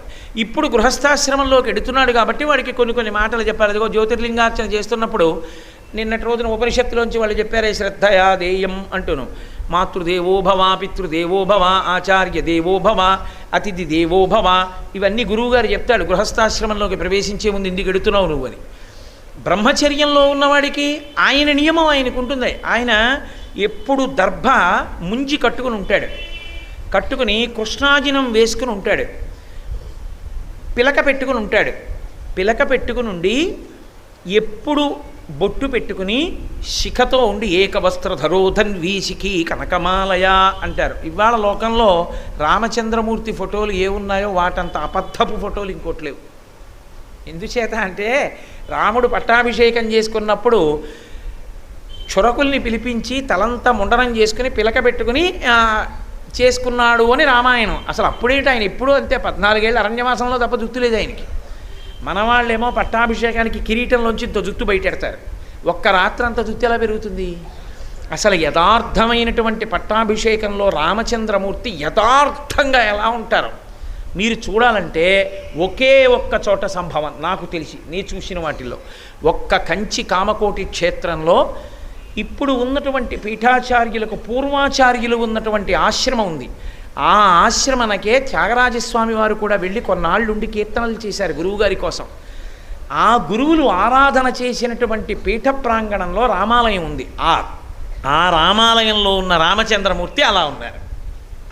శ్రీరామాయణంలో చెప్పబడిన రామచంద్రమూర్తి అక్కడ ఒక్క చోటే కనపడతారు. కాబట్టి ఏకవస్త్రధరోధన్వీ శిఖీ కనకమాలయ అనే అరణ్యకాండలో మారీచుడు చెప్తాడు, రాముడు కూడా పిలక పెట్టుకుని అలా ఉంటాడని. బ్రహ్మచారిలా ఉండాలి. అందుకే పోతన గారు భాగవతం చేస్తూ అష్టమస్కంధం వామనమూర్తి ఘట్టంలో వామనమూర్తి బ్రహ్మచారి వెళ్ళి ఆ బలిచక్రవర్తి ముందు నిలబడితే నీకేం కావాలో చెప్పవయా, ఏం కావాలంటే అది ఇచ్చేస్తాను నీకంటాడు. ఆయన అంటాడు, గొడుగో జన్నిదమో కమండలయో నాకున్ ముంజియో దండమో వడుగేనెక్కడ కరుల్ వామాక్షుల శమ్ములెక్కడ నిత్యోచిత కర్మమెక్కడ మదాకాంక్షితంబైన 3 అడుగుల మేర యత్రోవకిచ్చుటది బ్రహ్మాండంబు నా పాలికిన్. బ్రహ్మచారి అవన్నీ పుచ్చుకోకూడదు. ఓ గొడుగో ఓ జంజమో ఏదన్నా ఇవ్వయా, అవన్నీ నాకెందుకు అంటాడు. బ్రహ్మచారి ఎలా ఉండాలో అలా ఉండాలి. అందుకే తనరు ముమ్మారు చుట్టిన దర్భముంజితో దర్భలతో కూడుకున్నటువంటి తాడు 3 మాటలు చుట్టుకున్నాడు బ్రహ్మచారిగా. దర్భముంజితో కొమ్మెరింగు పలంచి గోచితోడా, ఓ గోచి ఓటి, పసుపచ్చటి గోచి ఓటి పెట్టుకున్నాడు. పెట్టుకుని మహానుభావుడు బయలుదేరి వచ్చాడు.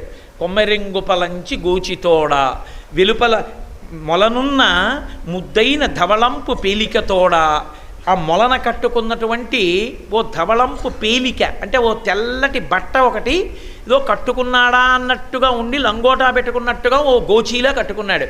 కాబట్టి ఆ ధవళంపు పేలికతోడా, ఇమ్మైన కృష్ణాజినమ్ముతోడా, పైన కృష్ణాజినం కప్పుకున్నాడు.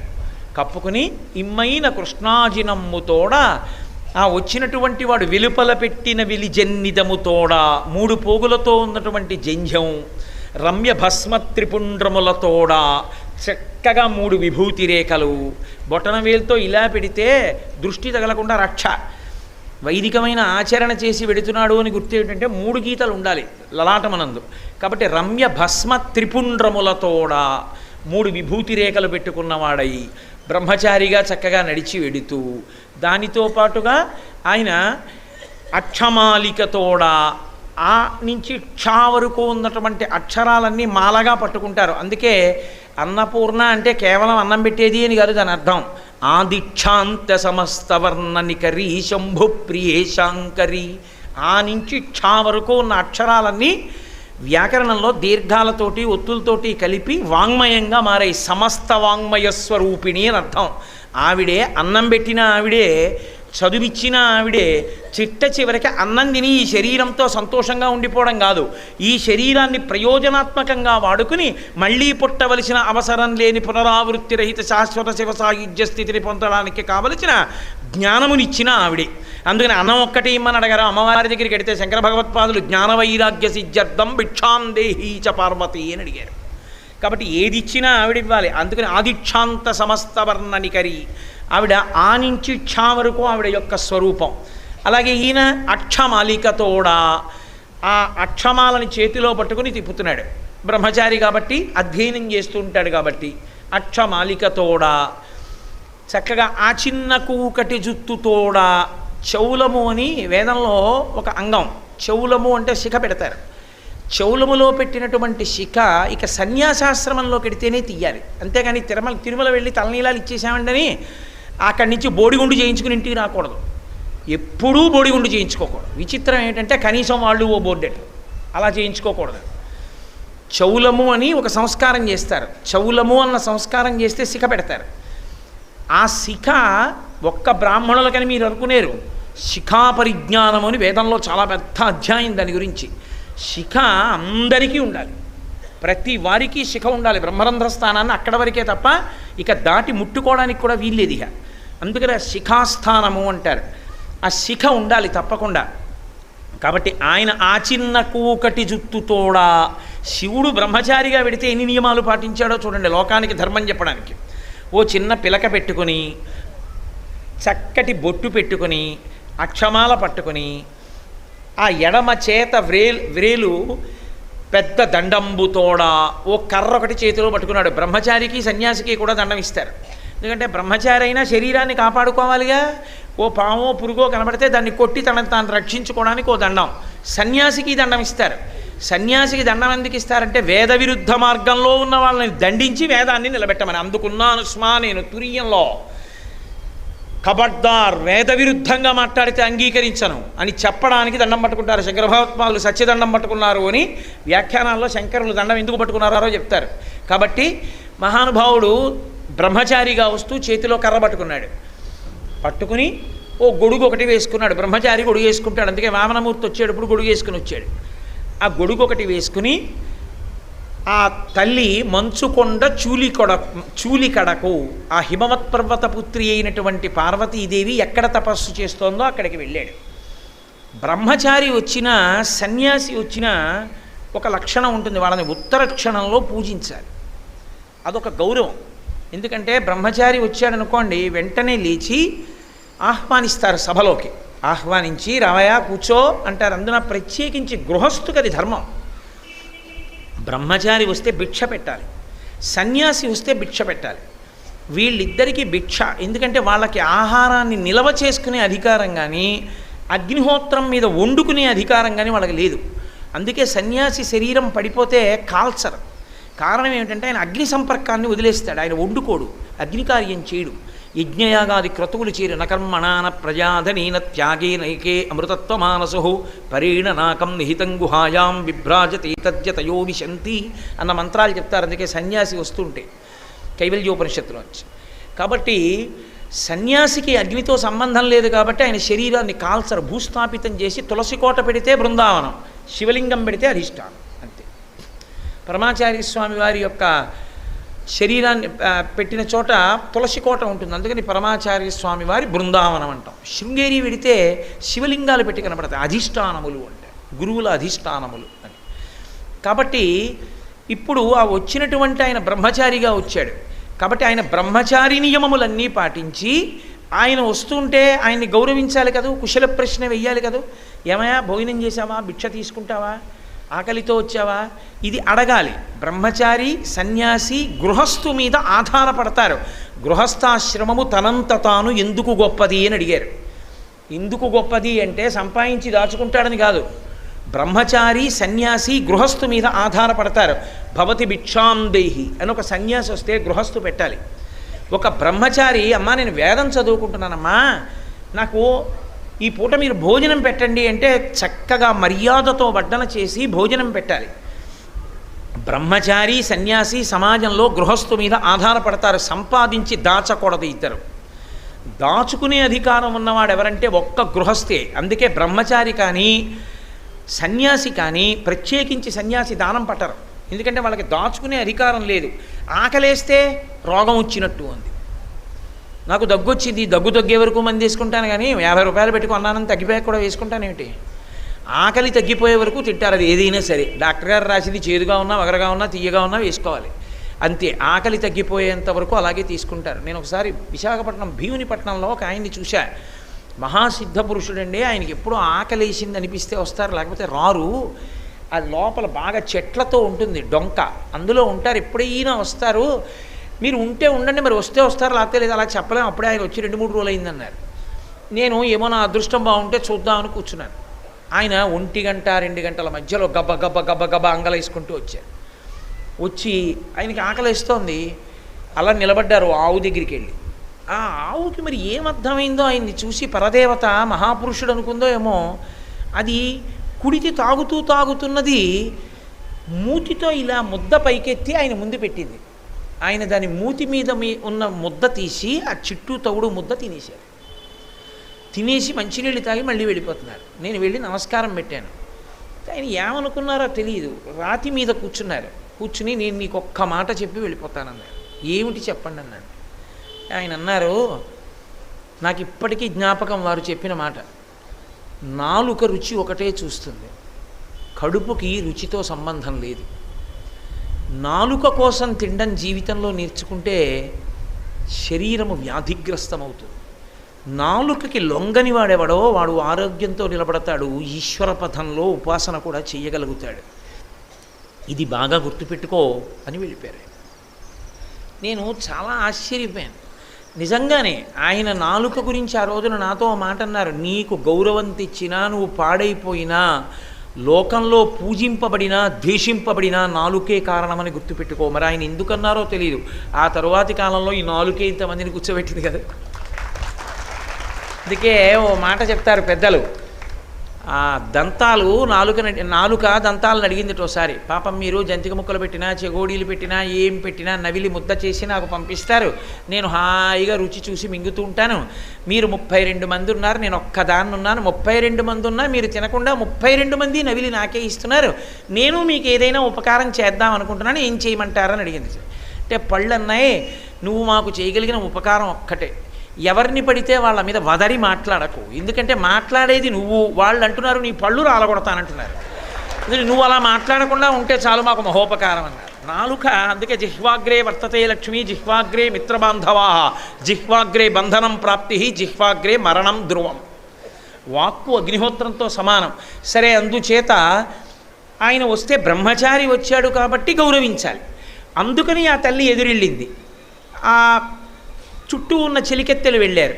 ఏమయ్యా, ఏమైనా ఆహారం తీసుకుంటావా, కాస్త పానీయం తీసుకుంటావా, బడలిపోయి ఉన్నావా, కాస్త విశ్రాంతి తీసుకుంటావా, వాళ్ళు వేయవలసిన కుశల ప్రశ్నలు వాళ్ళు వేశారు. ఆయన కూడా అన్ని ప్రశ్నలకి జవాబు చెప్పక్కర్లేదమ్మా, నేను తిన్నాను, ఏమీ ఇబ్బంది లేదు, సంతోషంగా ఉన్నాను, కానీ నాకు ఒక్క విషయం ఆశ్చర్యంగా ఉంది, మీరు ఆడపిల్లలే, ఈమెమిటి అంత చిక్కిపోయింది, అంత శల్యంలా అయిపోయింది, ఏమి తపస్సు చేస్తున్నావేమమ్మా అని అడిగాడు. అవును, తపస్సు చేస్తున్నాను. ఎవరి కోసం? పరమశివుడి గురించి తపస్సు చేస్తున్నాను. ఎందుకు? ఆయన ఎందుకు నీకు మధ్యలో? అంటే ఆయన్ని భర్తగా పొందాలనుకుంటున్నాను. అంటే ఆయన అన్నాడు, ఆ వచ్చిన బ్రహ్మచారి, అయ్యయ్యయ్యయ్యయ్య, ఎంత తప్పు చేశావమ్మా, శివుడి గురించి తపస్సు ఎందుకమ్మా అన్నాడు. శివుడి గురించి తపస్సు ఏమిటి, ఇంత చేస్తేనే ఆయన రాలేదు, తపస్సు చేయకుండా ఎలా వస్తాడని. ఎంత పొరపాటు చేసేసావమ్మా, శివుడి గురించి తపస్సు ఎందుకు, ఆయన్ని భర్తగా కోరుకోవడం ఏంటి, లోకంలో ఎవరైనా కోరుకుంటారా అలాగా? తరలాక్షి అతడు ధనవంతుడందుమా కోరివేడిన కాని కూడు లేదు, చిన్నారులలోన చిన్నవాడందుమా ఏనాటి వాడుకో ఎరుకలేదు, ఆకారమున అతడు భలె మేటియందుమా ఆకారమెట్టిదో అరయరాదు, కులగోత్రములు రెండు తెలియుదమందుమా తల్లిదండ్రులెప్పుడు ధరణి లేరు. మగువా ఒంటివాడు దైవంబు చూడడే, మాయచేతో కపట మంత్రములను నిన్ను ఇట్లు మరగించుకున్నాడు, నీకు తగినవాడు కాడు కాడు. ఆయన తేల్చేశాడు. వచ్చిన బ్రహ్మచారి అన్నాడు, తరలాక్షి అతడు ధనవంతుడందుమా కోరివేడిన కాని కూడు లేదు. పరమేశ్వరుడు అంటే చాలా గొప్పవాడు అనుకుంటున్నావేమో, ఆయన వెళ్ళి భవతి భిక్షాందేహి అంటే కానీ ఆయనకే కూడు లేదు. ఆయన భిక్షాటనమూర్తి. అన్నపూర్ణమ్మ దగ్గరికి వెళ్ళి భవతి భిక్షాందేహి అని నిలబడితే పూర్ణమ్మ గరిటితో వడ్డిస్తూ ఉంటుంది. ఆయనకే అన్నం లేదు, ఆయనే భిక్షాందేహి అని అన్నం తెచ్చుకుంటాడు. ఆయన కోసం మళ్ళీ పెద్ద తపస్సు కూడా ఏమిటన్నాడు. తన పెళ్లి తాను చెడగొట్టుకోవడానికి మాట్లాడిన బ్రహ్మచారి రూపంలో వచ్చిన ఏకైక మూర్తి శివుడు ఒక్కడే. అంటే మీరు నిజంగా నిజం అనుకునేది ఇవన్నీ. మళ్ళీ నేను ఈ తత్వం అంతా చెప్పాలంటే కాశీలో 3 నెలలు ఉండాలి, అందుకు భయం నాకు. అంటే భయం ఏం లేదు, కాశీలో ఉండడం మంచిదే అనుకోండి. పరమేశ్వరుడు చేతకానివాడై వెళ్ళి ఆవిడ దగ్గర భిక్షాటన చేయలేదు. ఆవిడంత చేతకానివాడని నువ్వు వచ్చి భవతి భిక్షాందేహి అంటే అన్నం పెట్టననేటంతటి బేల, అంత అహంకారంతో ప్రవర్తించే స్త్రీ ఆవిడ కాదు. ఎందుకు నిలబడ్డాడో తెలుసా అండి ఆయన? పరమశివుడు ఎందుకు నిలబడతాడో తెలుసా? ఆదిభిక్షువు అని. లోకంలో ఎప్పుడు ఎక్కడ ఎవరికి ఏది కావాలన్నా కదలికలన్నీ ఆవిడే ఇవ్వాలి. ఆవిడ ఇవ్వాలిరా. కాబట్టి ఆవిడ దగ్గరికి వెళ్ళి అమ్మా నాకు అన్నం పెట్టమ్మా అని అడగరా అంటే, నేను అంతవాణ్ణండి, నేను ఇంతవాణ్ణండి, నేను వెళ్ళి ఎలా ఓ ఆడదాని దగ్గర చేయి చాపుతానండి అంటారేమో. ఒరే, లోకములన్నిటినీ సృజించి పెంచి చిట్ట చివర నాలో లయం చేసుకోగలిగిన నేనే వెళ్ళి ఆవిడ దగ్గర నిలబడ్డాను, ఇక నీకేమవమానం నిలబడ్డానికి అని అందరినీ ఆవిడ దగ్గరికి పంపి ఆవిడ అనుగ్రహం కలిగింప చెయ్యాలని ఆయన నిలబడ్డాడు. చేతకానివాడై కాదు. అందుకు ఆదిభిక్షు అయ్యాడు ఆయన. కాబట్టి తరలాక్షి అతడు ధనవంతుడందుమా కోరివేడిన కాని కూడు లేదు, చిన్నారులలోన చిన్నవాడందుమా ఏనాటి వాడుకో ఎరుకలేదు. ఎప్పుడైనా పెళ్లి సంబంధం చూసేటప్పుడు మొట్టమొదటి ఏమడుగుతారు? పిల్లాడికి వయసు సరిపోవాలి కదా, అన్నీ బాగున్నాయి కానీ 26 ఏళ్ళు పెద్దదంటే చేస్తారేంటి? 26 ఏళ్ళు పెద్దాడో 14 ఏళ్ళు పెద్దవాడు, డబ్బా చాలా గ్యాప్ వచ్చేసిందండి అంటాం కదా. మరి నువ్వు చూస్తే యవ్వనంలో ఉన్నావు, ఆయన డేట్ ఆఫ్ బర్త్ ఏమిటని ఆయన అడుగుదామంటే ఎప్పుడు పుట్టాడో చెప్పగలిగిన వాడు లేడు. ఆయన ఎప్పుడు పుట్టాడో ఎవరికీ తెలియదు. కాబట్టి ఎంత వృద్ధుడు అయినా శివమహిమ్నా స్తోత్రం చేస్తూ పుష్పదంతుడు అంటాడు, నమో నీధిష్టాయ ప్రియతవదవిష్టాయ చ నమో నమక్షోధిష్టాయ స్మరహర అవిష్టాయ చ నమో అని. స్మరహర అవిష్టాయ చ నమో. దూరంగా ఉండేవాడు ఆయనే, దగ్గరగా ఉండేవాడు ఆయనే. బహువృద్ధుడు ఆయనే. మంచి యవ్వనంలో దక్షిణామూర్తిగా కూర్చునేవాడు ఆయనే. కాలమునకు లొంగడు. కాలము ఆయన నుండి వచ్చింది కానీ కాలంబు గతి, ఆయన నడక కాలం. అటువంటి వాడు ఎప్పుడు పుట్టాడో ఎవరికి తెలుసు? అది ఆయన గొప్పతనం. పైకి ఎప్పుడు పుట్టాడో తెలియనంత వృద్ధుడమ్మా. ఆయనతో నీకు పెళ్ళేమిటి? చిన్నారులలోన చిన్నవాడందుమా ఏనాటి వాడకో ఎరుకలేదు. పోని ఇవన్నీ వదిలిపెట్టేసేయి. వయస్సు తెలీదు, అది తెలీదు. ఎలా ఉంటాడు పెళ్లి కొడుకు అని అడిగితే చెప్పాలా ఎవరికైనా? ఇప్పుడంటే ఫోటో చూపిస్తున్నారు. పూర్వం పెళ్లి కొడుకు ఎలా ఉంటాడంటే తెల్లగా ఉంటాడండి, లేకపోతే నల్లగా ఉంటాడండి, 5.5 అడుగులు పొడుగండి, లేకపోతే 5 అడుగులు పొడుగండి, ఏదో చెప్పాలా? ఎలా చెప్తారు మీరు శివుడికి? ఆయనకి రూపం ఉంటే శివుడు, రూపం లేకపోతే నిర్గుణ బ్రహ్మం. రూపానికి నిర్గుణానికి మధ్యలో ఉంటే అరూపరూపి శివలింగం. ఇలా ఉంటాడందామా 63 లీలామూర్తులు. శివుడికి ఉన్నన్ని లీలామూర్తులు ఎవరికీ లేవు. 63 రకముల లీలామూర్తులు ఉన్నాయి. పొద్దున్న కంచికామకోటి దేవాలయంలో చూసి మురిసిపోయాను నేను, ఎన్ని మూర్తులు గుడి చుట్టూ, అపురూపమూర్తులు. కాబట్టి అన్ని రకాలైనటువంటి రూపాలు ఉన్నవాడు. ఏ రూపం అని చెప్తాం? శివుడి రూపం చెప్పమంటే అసలు రూపం తెలియని వాడితో పెళ్ళేయటమ్మా నీకు? ఇది పైకి, లోపల అంత గొప్పవాడు, నామరూపాతీతుడైనటువంటి వాడు శివుడు. కాబట్టి అతని యొక్క రూపం తెలుసుకుందామంటే ఆకారమెట్టిదో అరయుధమన్నా ఆకారమెట్టిదో ఎరుకలేదు. ఆయన ఆకారం ఏమిటో తెలియదు. పోనీ కులగోత్రములు 2 తెలియదమన్నచో తల్లిదండ్రులు ఎప్పుడు ధరణి లేరు. పెళ్లి చేసేటప్పుడు ఆయన కులం ఏమిటి, ఆయన గోత్రం ఏమిటి కనుక్కోవాలి. రేపు పొద్దున్న కన్యావరుని చెప్పాలా, ప్రవర చెప్పాలా? చెప్పాలంటే తండ్రి తెలియాలా, తాత తెలియాలా, ముత్తాత తెలియాలా? తెలియకుండా ఎలా చెప్తారు, ఎలా పెళ్లి చేస్తారు? గౌరీ తపస్సు ఎలా జరుగుతుంది? పీటల మీదకి ఎలా వస్తాడు అసలు? వాళ్ళ నాన్నగారు ఎవరితో నిశ్చితార్థం చేసుకోవాలి? కాబట్టి అడుగుదామంటే కులము గోత్రము అడుగుదామంటే తల్లి తండ్రి ఉంటే అడుగుతాం, పెదనాన్నో పెద్దమ్మో తల్లి బాబాయ్యో ఉంటే వెళ్ళి అడుగుతాం. అసలు ఆయనకి తల్లి తండ్రి భూమి మీద ఉన్నారని ఎక్కడా లేదు. ఆయన ఇప్పుడు పుట్టాడో తెలియదు, ఆయనకి తల్లి తండ్రి ఉన్నాడని అసలు ఎక్కడా లేదు. ఇక అటువంటి వాడికి ఎలా నువ్వు పెళ్లి చేసుకుందాం అనుకుంటున్నావు? అయినా నేనొకటి చెప్పనా, ఆశ్చర్యకరమైన విషయం ఏంటంటే ఒంటివాడు దైవంబు చూడడే. పాపం ఆయన గురించి చెప్పాలి అంటే ఆయన ఒంటివాడు, ఆయనకి అని ఎవడు లేడు. అందుకే ఓ గడుసుక వెన్నాడు, ప్రపంచంలో అనాథ అంటూ ఎవరైనా ఉంటే పరమేశ్వరుడు ఒక్కడే. ఎందుకంటే అనాథనాథుడై ఆయన మనకుండగా మనం ఎందుకు అనాథలవుతాం? ఆయనకి తల్లిదండ్రులు లేరు, ఆయన్ని ఆదుకునేవాళ్ళు లేరు, కాబట్టి ఆయన అనాథ అని వెంటనే అన్నాడు. కాదు కాదు, ఆయన కూడా సనాథి. ఎందుకంటే ఆయన్ని ఆదుకోవడానికి అమ్మవారు ఉంది, అమ్మవారిని ఆదుకోవడానికి ఆయన ఉన్నాడు. కాబట్టి అనాథ అన్న మాట లోకంలో ఎందుకు వచ్చిందో నాకు అర్థం కాలేదు. అసలు ఈ మాట అన్వయం అవడానికి ఎవడు లేడు అన్నాడు. ఎంత గొప్ప మాట చూడండి. భక్తి ఉన్నవాడి హృదయం అలా ఉంటుంది. కాబట్టి ఆయన గురించి చెప్పాలి అంటే ఒంటివాడు దైవంబు చూడడే. పాపం ఎవరు చూడాలి? ఆయన్ని దేవుడు చూడాలంతే. పైకి లోపల ఆయన తప్ప వేరొకటి లేదు. ఉన్నది శివం, శివుడు ఒక్కడే ఉన్నాడు. అందుకే శంకర భగవత్పాదులు గోవింద భగవత్పాదాచార్యులు వారిని కలుసుకున్నప్పుడు ఎవరు నువ్వు అని అడిగితే కస్త్వం అంటే నేను ఇంద్రియాలు కాదు, నేను బుద్ధి కాదు, నేను మనస్సు కాదు, కేవలం శివోహం, నేను శివుణ్ణి అంటారు. కాబట్టి ఉన్నది ఆ ఒక్కటే, కానీ మాయ చేత నామరూపాత్మకంగా జగత్తు కనపడుతోంది. ఈ కారణం చేత తత్వతః శివుడు ఒక్కడే ఉన్నాడని చెప్పడం, పైకి చెప్పినప్పుడు వింటే పద్యం పాపం వంటివాడమ్మా దేవుడు చూడాలి, ఆయనకి ఎవరున్నారు? చూడండి, మనం చాలా దయనీయమైన వాళ్ళు ఎవరైనా కనపడ్డారనుకోండి, ఎవ్వరూ లేరనుకోండి, అష్టదరిద్రాల్లో అదోటి, ఎవ్వరూ లేకపోవడం. తన పనులన్నీ తనే చేసుకోవాలి. తనకి పని చేసేవాడన్నవాడు ఒక్కడూ లేకపోతే అష్టదరిద్రాల్లో ఒకటి. ఒంటివాడు దేవుండు చూడడే, ఒక్కడే పాప ఆయన్ని దేవుడు చూడాలంతే. కానీ నాకు అనిపిస్తోంది, మరి నువ్వు తపస్సు చేయడం ఏమిటి ఆయన గురించి? నాకు ఒకటి అనిపిస్తోంది, ఏదో మాయచేతో కపట మంత్రములను నిన్ను ఎరిగించుకున్నాడు.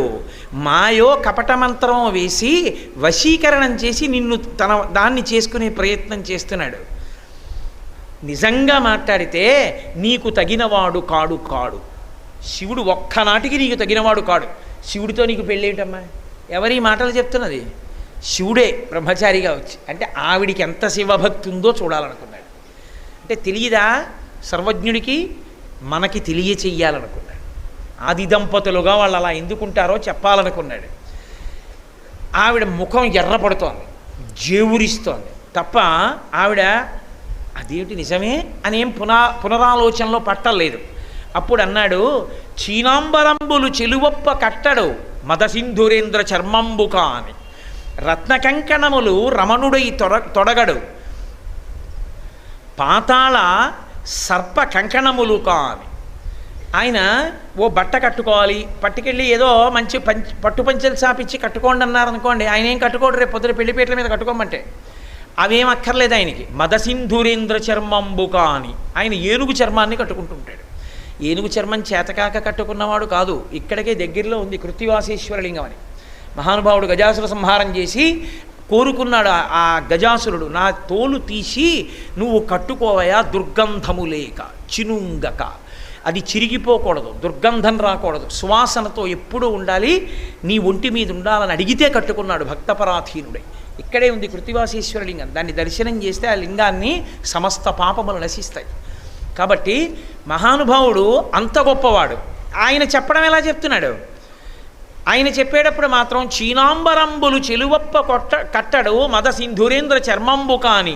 పట్టుబట్టలు కట్టుకోమంటే కట్టుకోవడమ్మా, ఏనుగు చర్మం కట్టుకుంటాడు, నెత్తురు ఓడుతున్నది. ఆయనతో నీకు పెళ్ళేమిటి? రేపొద్దున కొంగుముడి వెయ్యాలి. ఆ ఏనుగు రక్తం ఓడిపోతున్న చర్మాన్ని నీ పట్టు కొంగుని కలిపి ముడేస్తారా? ఎలా కుదురుతుంది? పోని రత్నకంకణములు రమణప్ప తొరగడు ఫణిలోకరాజ కంకణము కాని.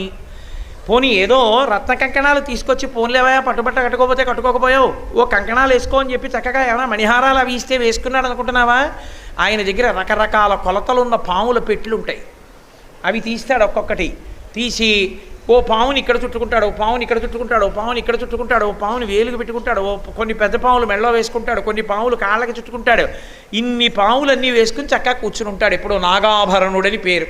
శంకరాచార్యులు వారు సౌందర్యలహరిలో పెద్ద చమత్కారం చేశారు. అమ్మవారి కళ్ళల్లో నవరసాలు చెప్తున్నారు ఆయన. ఆ నవరసాలు చెప్పేటప్పుడు ఆ నవరసాలు చెప్పినప్పుడు అమ్మవారి కళ్ళల్లో భయానకం చెప్పాలి, భయం ఎలా కనపడుతుందో చెప్పాలి. అందరి భయాన్ని తీసేసే తల్లి కళ్ళల్లో భయం ఎలా చెప్తారు? అసహ్యంగా ఉండదు చెప్తే, అమ్మవారు భయపడిందని చెప్తే. అందుకని భయం చెప్పడం ఎలాగో అని ఆలోచించి శంకరులు కనుక ఒక అద్భుతమైన ప్రయోగం చేశారు. ఆయన అన్నారు, పార్వతీ పరమేశ్వరులు కూర్చునుంటే శంకరుడిని స్తోత్రం చేస్తోంది సరస్వతీదేవి. విపంచాగాయంతి వివిధమపదానం పశుపతే. పరమశివుని మీద స్తోత్రం చేస్తుంటే అమ్మవారు పొంగిపోతారు. అమ్మవారింత పొంగిపోతుంటే పరమశివుడు పక్కన కూర్చునున్నాడు. మా ఆయనే అని గొప్పగా ఉంటుంది కదా, అందుకని సభలో ఎవరూ చూడకుండా ఆవిడ సంతోషంగా ఇలా ఆయన చేయి పట్టుకుంది. ఆయన చెయ్యిలా పట్టుకునేటప్పటికీ ఆయన చేతి మీద ఉన్న పాము పిల్లలోటి మెల్లిగా ఆవిడ చేతి మీదకి ఎక్కింది. పావుకి అడుగున చల్లగా ఉంటుంది. ఆ పాము పిల్ల ఈవిడ చేతి మీదకి పాకేటప్పటికీ ఏమిటి మా ఇలా చూసి చేయి పట్టుకుంటే అసహ్యంగా ఉంటుంది, సభ వంక చూస్తే ఆవిడ ఇలా చేయి పట్టుకుంది సంతోషంగా, మా ఆయన ఇంత గొప్పవాడు అని. ఆ పాము పిల్ల చేతి మీదకి ఎక్కింది చల్లగా. ఏమిటని ఇలా చూసింది, పాము పిల్ల అంది ఆవిడ. అప్పుడు ఆవిడ కళ్ళల్లో భయం కనబడింది అన్నారు శంకరాచార్యులు. అంత అందంగా చెప్పాలి తప్ప ఇంకోలా చెప్పకూడదు. శివే శృంగారార్ధ్ర తదితర జనే కుచ్చనపర సరోష గంగాయాం గిరిశచరితే విస్మయమతి హరాహిభ్యో భీత. శివుడి మీద ఉన్న పాము తన మీదకి ఎక్కినప్పుడు భయపడినట్టుగా ఆవిడ కళ్ళలో భయంతో కూడిన రసం కనపడింది అన్నారు. కాబట్టి ఆయన ఎప్పుడు పెద్ద పెద్ద పాముల్ని తెచ్చి కంకణాలుగా వేసుకుంటాడు. రేపు పొద్దున పెళ్లి కొడుకు పీటల మీదకి వచ్చాడంటే చుట్టుపక్కల ఎవరు ఉండరు, బ్రహ్మస్థానంలో కూడా ఎవడో కూర్చోడు. ఎందుకనంటే పెద్ద నాగుపాము ఒకటి ఇలా ఉందనుకోండి, మంగళసూత్రం ఇలా పట్టుకోండి, ఈ దర్భలు ఇలా పట్టుకోండి అని ఎలా చెప్తాడు. అది టపుక్కుని కాటేస్తే పైగా కాళ్ళు కడగాల రేపు పొద్దున కన్యాదానంలో, ఆ 2 కాళ్ళు పళ్ళెల్లో పెట్టాడు అనుకోండి, అక్కడి నుంచి పాపం మేనకాదేవి వచ్చి నీళ్లు పోస్తే ఆ పాములు ఎంత కోపం వస్తుంది వాటికి, వాటి మీద నీళ్లు పోస్తే అక్కడి నుంచి అవి నీళ్లలో దిగి గిరగిర తిరుగుతుంటే ఏమి కడుగుతాడు హిమవంతుడు, హడిలిపోడు. ఏమిటమ్మా ఆయనతో పెళ్ళి ఏమిటమ్మా నీకు? రత్న కంకణములు రమణప్ప తొడగడు ఫణిలోక రాజ కంకణము కాని. పైగా చందనగంధంబు జానడై పూయడు మద పంచబాణ భస్మంబు కాని. చక్కగా ఏదో చందనం తీసుకొచ్చిస్తే కొత్త పెళ్లి కొడుకని ఒంటి నిండా చందనం రాసుకుని సువాసనలు కొడుతూ ఉండడం. నాకు ఇవి అలవాటు లేదండి అని చెప్పి తన 3వ కంటి మంటతో కాల్చేసిన మన్మధుడి యొక్క భస్మ తెచ్చి ఒంటికి రాసుకుంటాడు. పైగా అన్నిటినీ మించి పూల దండలు భోగియై తురమడు వెలలేని రేయింత వెలుగు కాని. చక్కగా నా కుండలి నామకుటి నాస్రగ్వి నల్పభోగవాన్. పురుషుడంటే ఎప్పుడు మెళ్ళలో పూలదండ వేసుకు తిరుగుతూ ఉండాలి. అంటే ఇప్పుడు తిరిగితే పిచ్చాడు అనుకుంటారు అనుకోండి, అలవాటు పోయింది. కానీ యథార్థానికి పురుషుడు ఎప్పుడూ మెళ్ళలో పూలదండతో ఉండాలి అని శాస్త్రం.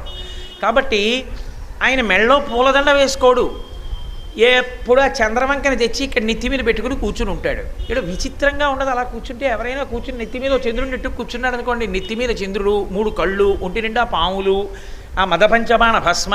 ఏమిటి ఇంట నుండనొల్లడులుకొలలో కాని. ఇంట్లో ఉండడు, ఆయనకు ఒక ఇల్లు లేదు, శ్మశానంలో ఉంటాడు. ఇంట నుండనొల్లడులుకొలలో కాని ఎనయ సింహం ఎక్కడెద్దు కాని. పోనీ నీ దగ్గర సింహం ఉంది కదా రండి, ఎందుకంటే ఆ ముసలిద్దు పాపం రండి హాయిగా ఈ సింహం మీద వెళ్ళిపోదామంటే అబ్బెబ్బెబ్బే నా వాహనం అని చెప్పి ఆ ఎద్దే ఎక్కుతాడు.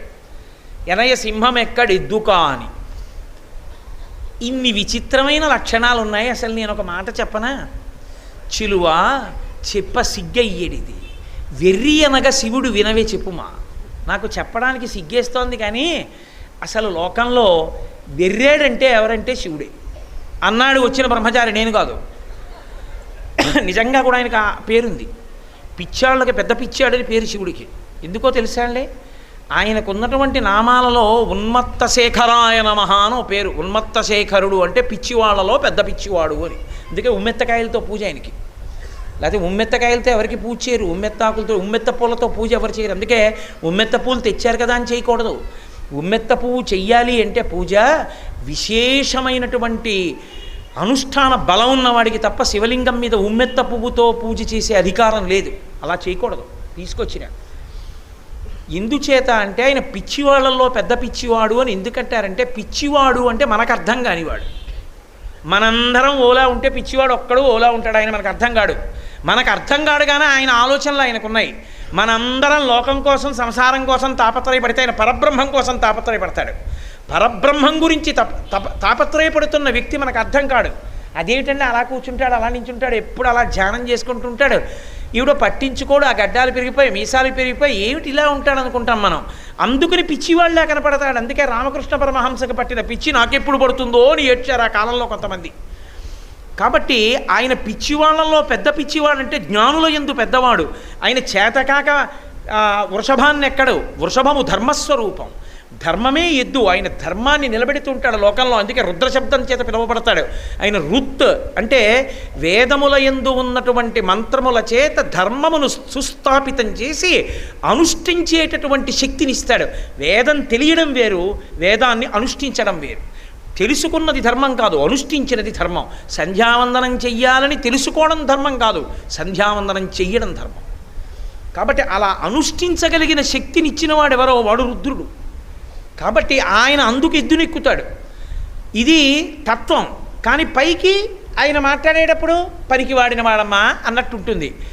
ఇంట నుండనొల్లడు ఒలుకులలో కాని, ఇంట్లో ఉండడు, శ్మశానంలో ఉంటాడు. నేను మీతో మనవి చేసే ఇతపూర్వమే అనుశాసనిక పర్వంలో ఆయనే చెప్పాడు పార్వతీదేవితో ఎందుకుంటాడో శ్మశానంలో. ఆయన శ్మశానంలో ఉండకపోతే ఉగ్రభూతములన్నీ వచ్చి లోకంలో పడిపోయి ఇళ్లల్లోకి ప్రవేశించి కూర్చుంటాయి. ప్రతిరోజు వస్తాయి. మా ఇంటికి రావండి అనకండి, మీ ఇంటికి వస్తాయి. అందరిళ్ళకి వస్తాయి. అందరిళ్ళకి వచ్చి ప్రాతకాలంలో సూర్యోదయాత్పూర్వం నిర్మాల్యం తీయని వాళ్ళ ఇల్లు ఎక్కడుందో వెతుక్కుని ఆ ఇంట్లోకి వెళ్ళి ఆ ఇంట్లో పూలకి తీసేస్తాయి. ఇస్తే ఫలితం వాళ్ళకి పూజ చేసిన ఫలితం. దేవాలయంలో ప్రదక్షిణం చేస్తూ వెనక గోడకెళ్ళి ముట్టుకున్నా, తల తాటించినా మీరు చేసిన ప్రదక్షిణ పుణ్యం రాక్షసులకు వేస్తారు. ఎందుకంటే రాక్షసులు దేవాలయంలోనే ఉంటారు, ఇంట్లోనే ఉంటారు. అందుకే ఉత్తిష్టంతు భూత పిశాచాహ, మీరు లేచిపోండి, మీకు మాకు గొడవేం లేదు, మేము ఏదో దేవుణ్ణి పూజ చేసుకుందాం అనుకుంటున్నామని చెప్తున్నాం. మరి రోజు ఉత్తిష్టంతో భూత పిశాచాహ అంటే లేనివాడిని లేచిపోమంటారా? నేను వస్తే కదా వచ్చి కూర్చోండి అంటాం. నేను రాకుండా కోటేశ్వరారు వేదికలు అలంకరిస్తున్నారంటే నవ్వుతారు అందరూ. అదే వాడు రానే లేదు వేదికలు అలంకరించడం ఏమిటని. అలంకరించిన వాడిని లేచిపోమండం ఏమిటి? అలంకరిస్తే కదా లేచిపోమండం, ఆ వస్తే కదా లేవడం అంటే వచ్చాయనైనా దాని అర్థం. అవి ఇండ్ల మీదకి వచ్చి పడిపోయి ప్రజల్ని నాశనం చేసేయకుండా దైవ కార్యాలు జరుగుతున్నాయంటే, ఇవాళ సంకల్పం చేసిన కార్యం ఈ ప్రాంగణంలో జరిగిందంటే శివానుగ్రహం. అందుకని ఆయన శ్మశానంలో కూర్చుని విచిత్ర తాండవం చేస్తూ ఉగ్రభూతాలన్నింటినీ కూర్చోబెడతాడు. అవి అలా సంతోషిస్తూ అక్కడ కూర్చుంటాయి. రెండు, నా వాళ్ళు నా వాళ్ళు నా వాళ్ళు, మా నాన్నగారు మా అమ్మగారు, లేకపోతే మా బాబాయ్ గారు మా పెదనాయన గారు మా స్నేహితుడు మా గురువు గారు, ఇన్ని మాటలు చెప్తారు. ఒక్కసారి ఊపిరి వెళ్ళిపోయిందా శవం అంటారు. తీసుకెళ్ళి కట్టెల మీద పెట్టి కాల్చేస్తారు, లేదా భూమిలో పెట్టి కప్పేసి వెళ్ళిపోతారు. ఎవరు వెంట వచ్చేది? ఎవరూ లేరు. అప్పుడు నేనున్నానురా బెంగపెట్టుకోకని తోడుండడం కోసమని ఏడుస్తూ వెళ్ళిపోయిన వాళ్ళు భయపడుతూ నిలబడితే ఒంటరితనాన్ని తట్టుకోలేకపోతే బెంగపెట్టుకోకు నేనున్నానని చెప్పడానికి ఆయన ఒక్కడే శ్మశానంలో కూర్చొని ఆదుకుంటాడు. అందుకునున్నాడు శ్మశానంలో. చేతకానివాడై కాదు, పార్వతీదేవికి చెప్పాడు నాకేమి కైలాసం ఉంది, అందుకు కూర్చుంటూ ఉంటాను శ్మశానంలో అన్నాడు. సంవసింతు మహాశ్మశాన భూములనేకాన నేనుంట మహాశ్మశానమయ్యే. కాశీలో అవిముక్తపురిగా ఎప్పుడు తిరుగుతూ ఉంటాను. ఇక్కడే వైశ్వేదేవం చేసిన బ్రాహ్మణులు పెట్టినటువంటి అన్నం తింటూ ఉంటాను. అందుకే కాశీ మహాశ్మశానం సంకల్పంలో. కాబట్టి అటువంటి వాడు అని పైకి చెప్తున్నాడు, కానీ తత్వతః అది ఆయన గొప్పతనమే. కానీ పార్వతీదేవి దగ్గర చెప్పేటప్పుడు పనికి మాలిన వాడన్నట్టుగా చెప్తున్నాడు. ఇన్ని చెప్తే ఆవిడంది చాలా ముఖం ఎర్ర పడిపోయి ఇంకా ఆవిడ ముఖం కందగడ్డలా అయిపోయింది. అంత కోపం వచ్చింది ఆవిడకి శివనిందవిని. ఆయన ఇప్పుడు అన్నాడు, అసలు చూద్దాం అటో ఇటో తేలిపోతుందని. చిట్ట చివర ఆయన అన్నాడు, ముదిమిలేనివాడ మోహనాకారుండ మగువ నిన్ను నేల తగినవాడ, నీవు నన్ను తగిలి నా వెంట చనుతెమ్ము వనటకుంద నేల వనజనేత్ర. ఓ చక్కటి పద్మాల వంటి కన్నులున్న పిల్ల, ఆ ముసిలాడు ఎప్పుడు పుట్టాడో తెలియదా? శివుడి గురించి ఎందుకు? బ్రహ్మచారిని, చక్కటి అందగాణ్ణి, ముదిమిలేని వాడ, నేనేం ముసలాన్ని కాదు, మోహనాకారుండా, మంచి అందగాణ్ణి. కాబట్టి నిన్ను ఏలా తరుణి నిన్ను నేల తగినవాడా, ఓ తరుణి నిన్ను ఏలుకోవడానికి తగినవాణ్ణి, నన్ను తగిలి నీవు నా వెంట చనుదేమో, నన్ను తగులుకుని నాతో వచ్చి వనటకుంద నేల వనజనేత్ర. ఈ వనంలో ఎందుకు ఈ తపస్సు? ఎక్కడ లేని కోపం వచ్చింది, పూర్తి చేసేయాలిగా పార్వతీ కళ్యాణం, అందుకో పూర్తి చేసేయడం లేకపోతే అవుతుందా? ఊళ్ళు తెలియదు నాకు పార్వతీ కళ్యాణం అంటే. కాబట్టి ఆవిడంది చుట్టూ ఉన్నటువంటి చెలికెత్తెల్ని పిలిచి, వీడట బ్రహ్మచారి అట, వీణుల పెట్టగరాని మాటలే ఆడుచునున్నవాడు, నమశివాయయుండాడగరాదు, వీని కపటాత్ముని ఇచ్చట ఉండనీక పండ్లూడగ వేసి ద్రొబ్బుడని నుగ్రత పల్కిన కాంతలందరూ. వీడట బ్రహ్మచారి అట, వీడు బ్రహ్మచారి అట, వీడు బ్రహ్మమునందు తిరుగుతుంటట, బ్రహ్మమును అనుభవిస్తుంటట వీడు. అందుకే వనభోజనం అంటారు. కార్తీక మాసంలో వనభోజనం చేయండి. వనం అంటే బ్రహ్మం, భోజనం అంటే బ్రహ్మాన్ని తినడం, బ్రహ్మాన్ని అనుభవించడం. వీడట బ్రహ్మచారి అట, వీడు బ్రహ్మచారి. వీణులగ పెట్టగరాని మాటలే ఆడుచునున్నవాడు, చెవుల్లో పడకూడని మాటలన్నీ మాట్లాడుతున్నాడు. నమశివాయుండాడగరాదు, నమశివాయ అని శివుడికి నమస్కారం తప్ప శివనింద వినకూడదు లోకంలో ఎప్పుడు. వీడు శివనింద చేస్తున్నాడు. కపటాత్ముడు వీనిని ఇచ్చట ఉండనీక, ఇక ఈ బ్రహ్మచారిని ఇక్కడ ఉండనివ్వకండి. కేవలం తోసేయడం కాదు, పండ్లు ఉడగ వేసి ద్రొబ్బుడని వీడిని పళ్ళు ఊడిపోయేట్టుగా కొట్టి ఈడ్చవతల బారేయండి. అది ఎవరిని? శివుణ్ణి. పండ్లు ఉడగ వేసి ద్రొబ్బుడని ఉగ్రత పలికిన కాంతలందరూ, అక్కడ ఉన్న కాంతలందరూ వెంటనే ఆయన్ని కాళ్ళు చేతులు పట్టుకుని 4 లెంపకాయలు కొడుతూ ఈడిచేస్తున్నారు.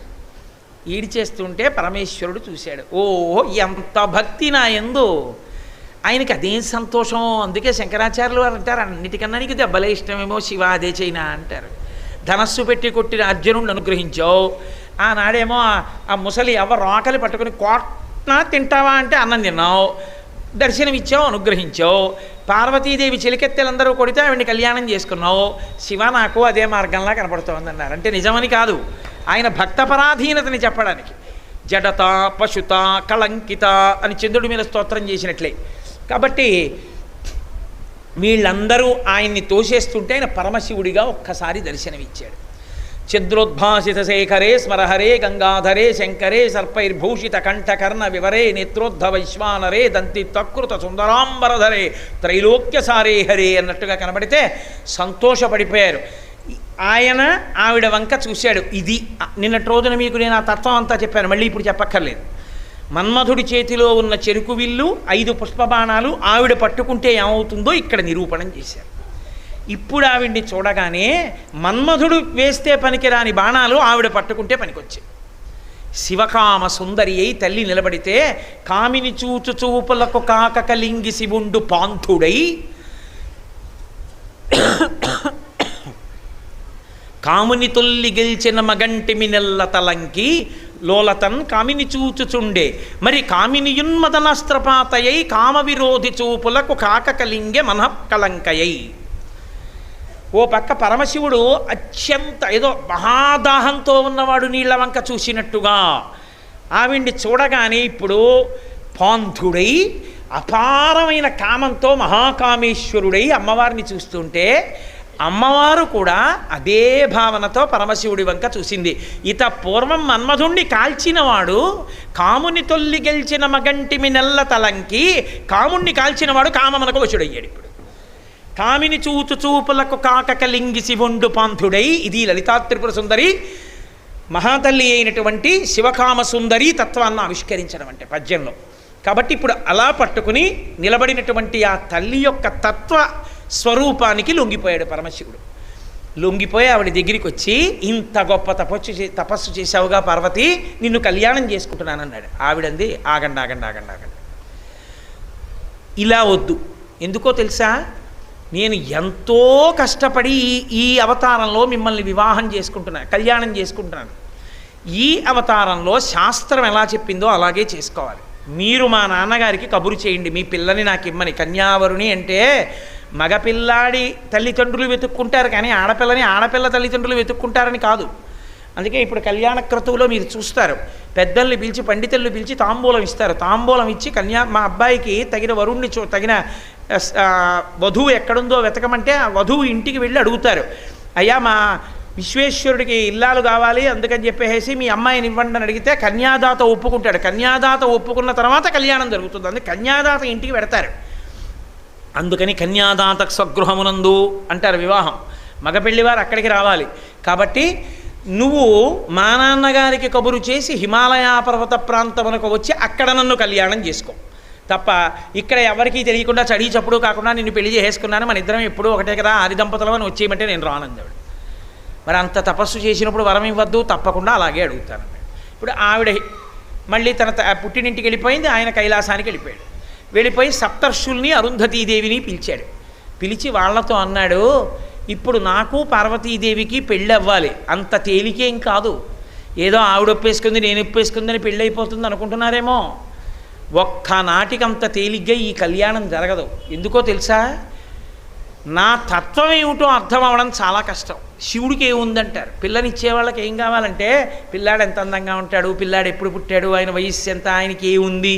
ప్రత్యేకించి శివుడు అన్నాడు, కూతుల పెండ్లి చేయునడలన్ వాచాలకుల్ తల్లులేయని లోకంబులు పల్కుగావున సతీనీ వద్రీషు ఇల్లాలతో ఈ కన్యకున్ వరుండు తగు మీరు ఊహింపగా నేలవనరన్యమ్మని కార్యంబు ఘటింపగా పలుకుమీ అంబోజ పత్రేక్షణ. ఓ అరుంధతి, నువ్వు లోపలికెళ్ళి మాట్లాడు మేనకాదేవితో. ఎందుకో తెలుసా, కూతుల పెండ్లు చేయునెడలను వాచాలకులు తల్లులేయని లోకంబులు పలుకుగావున. చాలా మంచి సంబంధమే, చాలా మంచి సంబంధమే అని తండ్రి అంటాడు. ఆడవాళ్ళు తీరా పెళ్ళి దగ్గర పడిపోయిన తర్వాత ఏమిటండి, వియ్యపురాలు ఆవిడే నాకు వియ్యపురాలు ఏంటి, నేను ఆవిడికి వియ్యపురాలని కానా, మన్నీ మర్యాదకు అడగక్కర్లేదా, మీరేం పట్టుచీర కట్టుకుంటారు వదిన గారు అని, పట్టుచీర కొని పెట్టడానికి నన్ను తీసుకెళ్ళచ్చు కదా. చూడండి, ఇంత మర్యాద చేసాం, వాళ్ళు మనకేం మర్యాద చేశారు, బంగారంలా పెంచుకున్న పిల్లని ఏమిటో ఇప్పుడు చేసుకున్న తర్వాత తెలుస్తోంది వాళ్ళు ఏమిటో, వాళ్ళ గొప్పతనం ఏమిటో తీసుకెళ్ళి అక్కడ ఇచ్చాం అని ముందు మాట్లాడేది ఎవరంటే తల్లే లోకంలో అని శివుడు అన్నాడు. నేను అంటలేదు, లోకాలున్నాయన్నాడు. ఎందుకంటే ఈ విషయంలో గొడవ పెట్టుకోవడం ఆయనకి ఇష్టం లేదు. కూతుల పెండ్లి చేయునెడలన్ వాచాలకుల్ తల్లులేయని లోకంబులు పల్కుగావున సతీనీ వద్రీషు ఇల్లాలితో. మేనకాదేవి దగ్గరికి వెళ్ళి ఏం చెప్తావో తెలుసా, కన్యకున్ వరుండు తగు. అమ్మా నువ్వు అంత ఆలోచించక్కర్లేదు, ఊహింపగానేలా, ఇద్దరికి సరిపోతుందమ్మా, చాలా బాగుంటారమ్మా అని నచ్చచెప్పి కార్యంబు ఘటింపగా పలుకుమీ అంబోజపత్రేక్షణ. నాకు పార్వతీదేవికి పెళ్ళయ్యేటట్టుగా చూడమ్మా అరుంధతి అని బతిమలాడుకుని సప్తర్షుల్ని పిలిచి అన్నాడు, పెళ్లి చేసేటప్పుడు కొంతమంది ఉండాలి, 5 లేని పెళ్లి చేయకూడదన్నారు. బలము మిగుల కలవారు, బుద్ధి నిపుణత కలవారు, బుద్ధి నీతి కలవారు, నిపుణత కలవారు, సంపద కలవారు, నిర్మలత కలవారు, వివాహతతికి కావలయు ధరన్. ఎప్పుడైనా పెళ్లి చేసేటప్పుడు 5 ఉండాలి. బలము మిగుల కలవారు, మంచి బలవంతులైన వాళ్ళు ఉండాలి. అన్నం అంతా తయారైపోయింది, విస్తర దగ్గరికి పట్టుకెళ్ళండి అంటే అందరూ నడువొంగిపోయిన వాళ్ళు, సీనియర్ సిటిజన్లు, 100 టికెట్లు కొనుక్కున్న వాళ్ళు అనుకోండి, పట్టుకెళ్ళేవాడేవాడు. కాబట్టి కాస్త మోయడానికి చేయడానికి కాస్త ఓపిక ఉన్న వాళ్ళు ఉండాలి. రాత్రి 9 అయ్యేపటికి నిద్ర అవ్వాలి, తెల్లారి 6 అయితే కానీ లేవలేనన్న వాళ్ళు అందరూ పెళ్ళికి వచ్చారనుకోండి, ఎందుకు పనికి వస్తారంటే అందరూ వంటింట్లో కూర్చుంటారు వీళ్ళ సిద్ధాంతాలన్నీ చెప్పడానికి, పనికి మేలిన సంప్రదాయాలు చెప్పడానికి. శాస్త్రం తెలుసున్నవాడు ఉండాలి. అందుకని బలము ఒంటికి ఉన్నవాడు ఉండాలి, నిపుణత కలవాడు ఉండాలి. ఈ పని ఇలా చేయండి అని చెప్పే మా గోపాలకృష్ణ గారు లాంటి వాడు ఉండాలి. కాబట్టి నిపుణత కలవారు, బుద్ధినీతి కలవారు, మంచి బుద్ధితో నీతి చెప్పేటటువంటి వాళ్ళు ఉండాలి. ఎలా ఉండకూడదా, ఇలా ఉండు, ఇలా చేయి, చక్కగా ఇలా ఉండండి అని చెప్పేవాళ్ళు ఉండాలి. నిర్మలత కలవారు, మనసులు స్వచ్ఛమైన వాళ్ళు అయి ఉండాలి. అంతేకాని వాళ్ళకి వీళ్ళకి దెబ్బలాట పెట్టేవాళ్ళు అయి ఉండకూడదు. నిర్మలత కలవారు, దీనికి తోడు సంపద కలవారు. డబ్బులున్న వాళ్ళు కూడా పెళ్లిలో దగ్గర ఉండాలి. ఎందుకని, డబ్బంతా తెచ్చి మూట కట్టుకుని బొడ్డు కట్టు కూర్చోడుగా పీటల మీద, ఏదో ఇంకో 50 కేజీలు బియ్యం, ఇంకో 25 కేజీలు పెసరపప్పు, ఇంకో 50 కేజీలు కందిపప్పు తెప్పించాల్సి వచ్చింది. ఇప్పుడు ఆయన డబ్బులు ఎక్కడున్నాయో బ్యాంకులోంచి డ్రా చేయలేదండి, ఏటీఎం కార్డు ఎక్కడ పెట్టానో మర్చిపోయానంటే సిగ్గు. అందుకని వెంటనే మోహన్ రావు గారు లాంటి వాడు ఉండాలి పక్కన ఉండి, గురుగారు అలా కూర్చోండి, అని చెప్పి తెప్పించేసి పెళ్ళంతా అయిపోయిన తర్వాత ఎన్ని ఇచ్చారు అని అడిగి ఇవ్వాలి. అంతేకాని అస్తమానం ఆయనే డబ్బులు తీసి లెక్కెట్టుకుని ఇలాగా గుళ్ళోకి వెళ్ళినప్పుడు చూడండి, ఆ బ్యాగ్ అక్కడ పెట్టి ఇలా జిప్పు తీసి అందులో రూపాయి తీసి గుళ్ళో వేసి మళ్ళీ జిప్పు పెట్టి అలా అన్నిటికీ ఆయనే బొడ్లోంచి తీస్తే అసహ్యంగా ఉంటుంది కన్యాదాత. అందుకని సంపద కలవారు, వివాహతతికి కావలయు ధరన్, వీళ్ళు 5గురు కావాలి, మీరు బుద్ధి నిపుణత కలవారు, కాబట్టి మీరు వెళ్ళి మాట్లాడి రండి అన్నారు. వెళ్ళారు. అబ్బో ఎంత ప్రహసనం జరిగిందో నేను ఎక్కడ చెప్పను. 3 రోజుల్లో పార్వతీ కళ్యాణం అంటే వెనక చెయ్యాలయ్యే క్రతువు, కాబట్టి తేల్చేస్తాను. వెళ్ళారు, మాట్లాడారు, మేనకాదేవిని ఒప్పించారన్న మాటలోనే మీకు అర్థమై ఉంటుంది. సప్తర్షుల గుండెలు గుభిల్లు అన్నాయి మేనకాదేవి వస్తుంటే. హిమవంతుడు ఒప్పుకున్నాడు కానీ ఆవిడ లోపలికి వస్తున్నప్పుడు అరుంధతి వంక చూసి, అమ్మ నువ్వు మాట్లాడు ఆవిడితో అన్నారు. ఎందుకంటే ఆడవారిని ఒప్పించడం అంత కష్టం. ఇన్ని చెప్పి పాపం చెప్పారు, అన్నీ ఒప్పుకున్నారు, చాలా సంతోషించారు సప్తర్షులు. అరుంధతి మళ్ళీ కైలాసానికి వచ్చారు. అయ్యా ఏం చెప్పమంటావు, ముందు పెళ్లి కొడుకు ఏం చెప్పాలి, పెళ్లి కూతురు ఎంత అందంగా ఉందో చెప్పాలి కదా. నీ కట్నం ఇస్తారు, కానుకలు ఇస్తారు, ఆయనకి ఎందుకు, ఆయన అవన్నీ పుచ్చుకునేవాడు కాదు. నీలాహిమేని కంటెను నీలాలుల కంట ఇంద్ర నీలము కంటెన్ నీల రుచి పోలు నంబిక నీలాలకలేమి చెప్ప నీలగ్రీవా. ఓ నల్లని కంఠం ఉన్నవాడా ఏం చెప్పమంటావు, నల్లత్రాచి ఎలా ఉంటుందో అటువంటి కాంతి ఆ అమ్మాయి శరీరం. అబ్బబ్బో అసలు ఇంద్రనీలం అని ఎలా ఉందో అలా ఉంటుంది. ఆ జుట్టు మేము చెప్పలేము, అంత అందంగా ఉంటుంది. పురుషుడికి వ్యామోహకారకం స్త్రీ జుత్తి కాదు. అసలు రహస్యం ఏమిటంటే ధునోతుద్ధాంతన్న స్థులిత దళితేందీవరవనం ఘనస్నిగ్ధస్లక్షణం చిగుర నికురంబం తపసివే అంటారు శంకర భగవత్పాదులు. అమ్మవారి నల్లని జుత్తుని ఎవరు ధ్యానం చేస్తారో వాళ్ళకి అజ్ఞానపు చీకట్లు విచ్చిపోతాయి. అంత గొప్ప జుత్తు ఆవిడ. కాబట్టి అంత గొప్ప జుత్తు. అసలు అంతవరకు ఎందుకని శివ మీకు ఒకటి చెప్పనా, పనికిమాలిన కవులు లోకంలో తప్పు రాస్తున్నారు. అమ్మవారి లలాటాన్ని ఎప్పుడు చంద్రుడితో పోలుస్తుంటారు. బాలేందుడు చంద్రానన పాలముతో సాటి ఎనుచు పలుకుదురు కవుల్. బాలిక పాలరుచులపై బాలేందుండెంతవాడు పాలేందుధర. ఆయన వంకే చూపించి బాలచంద్రుడిని ధరించిన ఓ శంకరా, చంద్రశేఖరుడిని మురిసిపోతున్నావు. ఏమిటో ఉపమానం చెప్పడం చేత కాక ఆవిడ లలాటం చంద్రరేఖలా ఉంటుంది అంటారు, కానీ అసలు ఆవిడ నుదిటి కాంతి ఎక్కడా, ఈ చంద్రుడి కాంతి ఎక్కడా, ఏమైనా అర్థం ఉందా, ఇద్దరికి పోలికుందా? అలా ఉంటుంది ఆవిడ లలాట కాంతే. అలాంటి పెళ్లి కూతురుని అదృష్టం లేవయ్యా అన్నారు. అబ్బో ఇంకా చాలా చెప్పారు, అన్నీ చెప్పినట్టే. కాబట్టి ఇప్పుడు మీకు ఇద్దరికీ కళ్యాణం, కాబట్టి ఇంకా బయలుదేరు, శుభలగ్న పత్రిక రాయించేస్తున్నాం అన్నారు. చాలా సంతోషం, బయలుదేరదాం, మన వైపు వాళ్ళందరికీ కబురు చేయండి అన్నాడు. ఈలోగా ఏం చేశారంటే ఋషులు, తపస్సులు, దేవతలు అందరూ శివుడి దగ్గరికి వెళ్ళారు. ఆయన కాళ్ళ మీద పడి నమస్కారం చేశారు. ఏమర్రా మీకు ఏం కోరిక చెప్పండి తీర్చేస్తానన్నాడు భోళాశంకరుడు. అంటే వాళ్ళన్నారు, పరమేశ్వర మీరు పార్వతీ కళ్యాణం కానీ వెళ్ళి హిమవత్ పర్వతం మీద చేసుకుని మేనకాదేవి నీళ్లు పోస్తూ ఉండగా హిమవంతుడు కాళ్ళు కడుగుతూ ఉండగా కన్యాదానం కానీ బుచ్చుకుంటే మాకు పెద్ద ఇబ్బంది వస్తుంది. మోక్షాన్ని పొంది హిమవత్ పర్వతం అదృశ్యమైపోతుంది. అదృశ్యమైపోతే తపస్సు చేసుకోవడానికి యోగ్య భూమి ఉండదు. కాబట్టి వాళ్ళకి త్రికరణ శుద్ధి ఉండకూడదు. కన్యాదానం చేసేటప్పుడు అనుమానపడుతూ పెళ్లి చేస్తున్నాం, ఈ పిల్లని ఇస్తున్నాం కానీ వీడు సరైన వాడైనా సరిగా ఏలుకుంటాడా ఏమిటో, ఇలాంటి వాడికి ఇస్తున్నామని మనసులో శంక పెట్టుకుని పిల్లని ఇవ్వాలి. వాళ్ళకి అనుమానం వచ్చేటట్టు చెయ్యి. ఇప్పుడు వాళ్ళు నీ మీద భక్తితో ఇస్తున్నారు, నువ్వు త్రిభువనమూర్తివని. అలా వాళ్ళకి ఆ బుద్ధి నిలబడకుండా నువ్వే చేసుకుని పెళ్ళి పాడు చేసుకున్నంత చేసుకుని పెళ్లి చేసుకో, నీదే పూచి, మేం పాడు చేయమన్నారు. తప్పకుండా మీ కోరిక తీరుస్తా అన్నాడు. ఇప్పుడు ఎంత కష్టం. పార్వతీ కళ్యాణానికి వచ్చిన విచిత్రం ఏమిటో తెలుసా అండి? హిమవత్ పర్వతం ఎవరిని పిలిచిందంటే పర్వతాలందరినీ పిలిచింది. మరి ఆయనకి బంధువులు ఎవరుంటారు? వెంకటాచలం, త్రికూటాచలం ఇలాంటి పర్వతాలన్నింటినీ పిలుస్తూ పుత్ర మిత్ర బంధు సపరివార సమేతముగా విచ్చేసి మదర్పిత చందన తాంబూలాలు సత్కారములను గ్రహించి మమ్మ ఆనందింపజేయ ప్రార్థన అని శుభలేఖ పంపింది. ఇప్పుడు ఆయనకి కొడుకులు ఎవరు? ఆయనకి కూతుళ్ళు ఎవరు? నదులు. ఆయనకి అల్లుళ్ళు ఎవరు? సముద్రాలు. ఎందుకంటే కూతుళ్ళు వెళ్ళి సముద్రంలో కలుస్తాయి. ఆ పర్వతాలకు ఉండేటటువంటి కొడుకులు మళ్ళీ పర్వతాలే. అందుకని పర్వతాలు, ఈ పర్వతాలన్నీ కూతుళ్ళంటే నదులతో, నదులలో ఉండేటటువంటి సమస్తమైనటువంటి జలచరాలతో, అల్లుళ్ళంటే సముద్రాలు, సముద్రాల్లో ఉండే తిమింగలాలతో సహా, బడబాగ్నితో సహా అన్నీ కలిపి ఇతర బంధువులు, పర్వతాలు, చెట్లు, చేమలు, మృగాలు, కీటకాలు అన్నీ బయలుదేరి హిమవత్ పర్వతానికి వెళ్ళిపోయి. ఇదంతా హిమవంతుడి యొక్క పరివారం. ఇటు పరమశివుడికి జగదప్పితరం వందే పార్వతీ పరమేశ్వరవు, శ్రీ మహావిష్ణువు, చతుర్ముఖ బ్రహ్మగారు, సప్తర్షులు, దేవతలు, కిన్నెరులు, కింపురుషులు, సమస్తమైనటువంటి ఊర్ధ్వలోకాల్లో నివసించేటటువంటి వాళ్ళందరూ పరమశివ పరివారంగా పెద్ద ఊరిరిగింపు బయలుదేరింది. ఇంతమంది ఇటు అంతమంది అటు అందరూ కలిసి హిమవత్పర్వతం చేరుకున్నారు. కిష్కింధకాండలో వానరాలు చేరుకున్నట్టు. ఇప్పుడు ఈయన వాళ్ళకి మనసు పాడి చేసి కదూ కళ్యాణం చేసుకోవాలి. అందుకని నారదుడు మేనకాదేవి దగ్గరికి వచ్చి, అమ్మా ఏం చెప్పమంటావు, మీ అల్లుడి వైభవం, మీ అల్లుడి గొప్పతనం, అబ్బో చెప్పడానికి అలవి కాదు, ఎంత గొప్పవాడో తెలుసా, మీ అల్లుడితో సమానంగా 5 ముఖాలుండేవి, బ్రహ్మగారికి గిల్లేశాడంతే, నకేభ్యసంత్రసన్ ప్రథమమధనాదంధకరిపో, గిల్లేశాడమ్మా 5వ తలకాయ, అంత గొప్పవాడు. అంటే పాపం పెళ్లిపీటల దాకా ఎక్కడ ఆగుతాను లేవా, ఒక్కసారి చూస్తాను, మా అల్లుడిని చూపించండి ఆవిడ. అంటే గవాక్షం మీదకి రామ్మ, మగపెళ్లి వారు వస్తున్నారు చూపిస్తానన్నాడు. అంటే ఆవిడ వెళ్ళి బాల్కనీ అనుకోండి, గవాక్షంలో నించుంది. మొట్టమొదట ఋషులు వెడుతున్నారు. అందులో తేజోవంతులైన ఋషుల్ని చూపించి, ఆయనేనా మా అల్లుడు అంది. అబ్బెబ్బెబ్బే వీళ్ళందరూ మీ అల్లుడి గురించేనమ్మా పూజ చేస్తారు. అలాగా యక్షులు వెళ్ళిపోయారు, గంధర్వులు వెళ్ళిపోయారు, కిన్నెరులు వెళ్ళిపోయారు, కింపురుషులు వెళ్ళిపోయారు, కుబేరుడు వెళ్ళిపోయాడు. చతుర్ముఖ బ్రహ్మగారు 4 ముఖాలతో వేదం చెప్తూ చుట్టూ ఋషులందరూ కొలుస్తుండగా బ్రహ్మవాదులతో కలిసి వెడుతున్నాడు. ఆయనేనా మా అల్లుడు అంది. కాదమ్మా, కింకరుడు 5వ తల గిల్లేశాడు ఆయనకి. బ్రహ్మస్థానంలో కూర్చోవడానికి వస్తున్నాడు, మీ అల్లుడి పెళ్లి చేయించడానికి వస్తున్న బ్రహ్మగారమ్మ, ఆయన పెళ్లి కొడుకు కాదు. ఓహో అలాగా. వెనకాల సశంఖ చక్రం సకిరీట కుండలం సపీత వస్త్రం సరసీరుహెక్షణం సహారభక్షస్థల శోభికౌస్తుభం నమామి విష్ణుం శిరసా చతుర్భుజం నారాయణమూర్తి వస్తున్నారు. ఈయనేనా మా అల్లుడండి.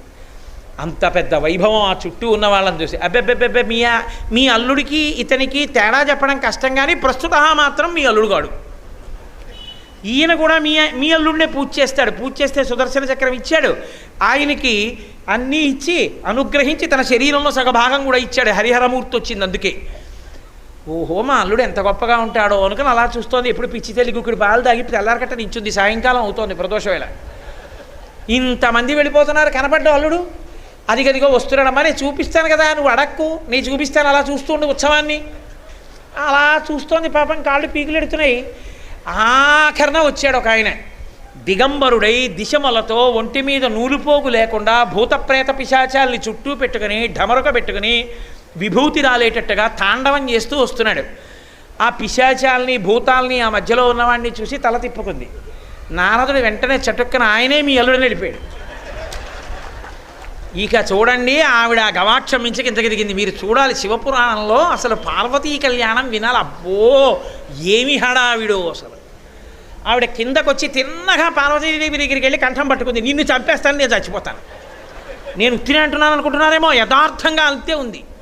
నిన్ను చంపి నేను చచ్చిపోతాను, వీడి కోసం తపస్సు ఒకటా నువ్వు. రేపు పొద్దున్న పండగకు వచ్చాడనుకో, ఎంత అసహ్యంగా ఉంటుంది ఇంటికి. వాడల్లుడు ఏమిటి, కూర్చోవడం ఏమిటి, కాళ్ళు కడగడం ఏమిటి, ఎలా చెల్లుతుంది ఇదంతా.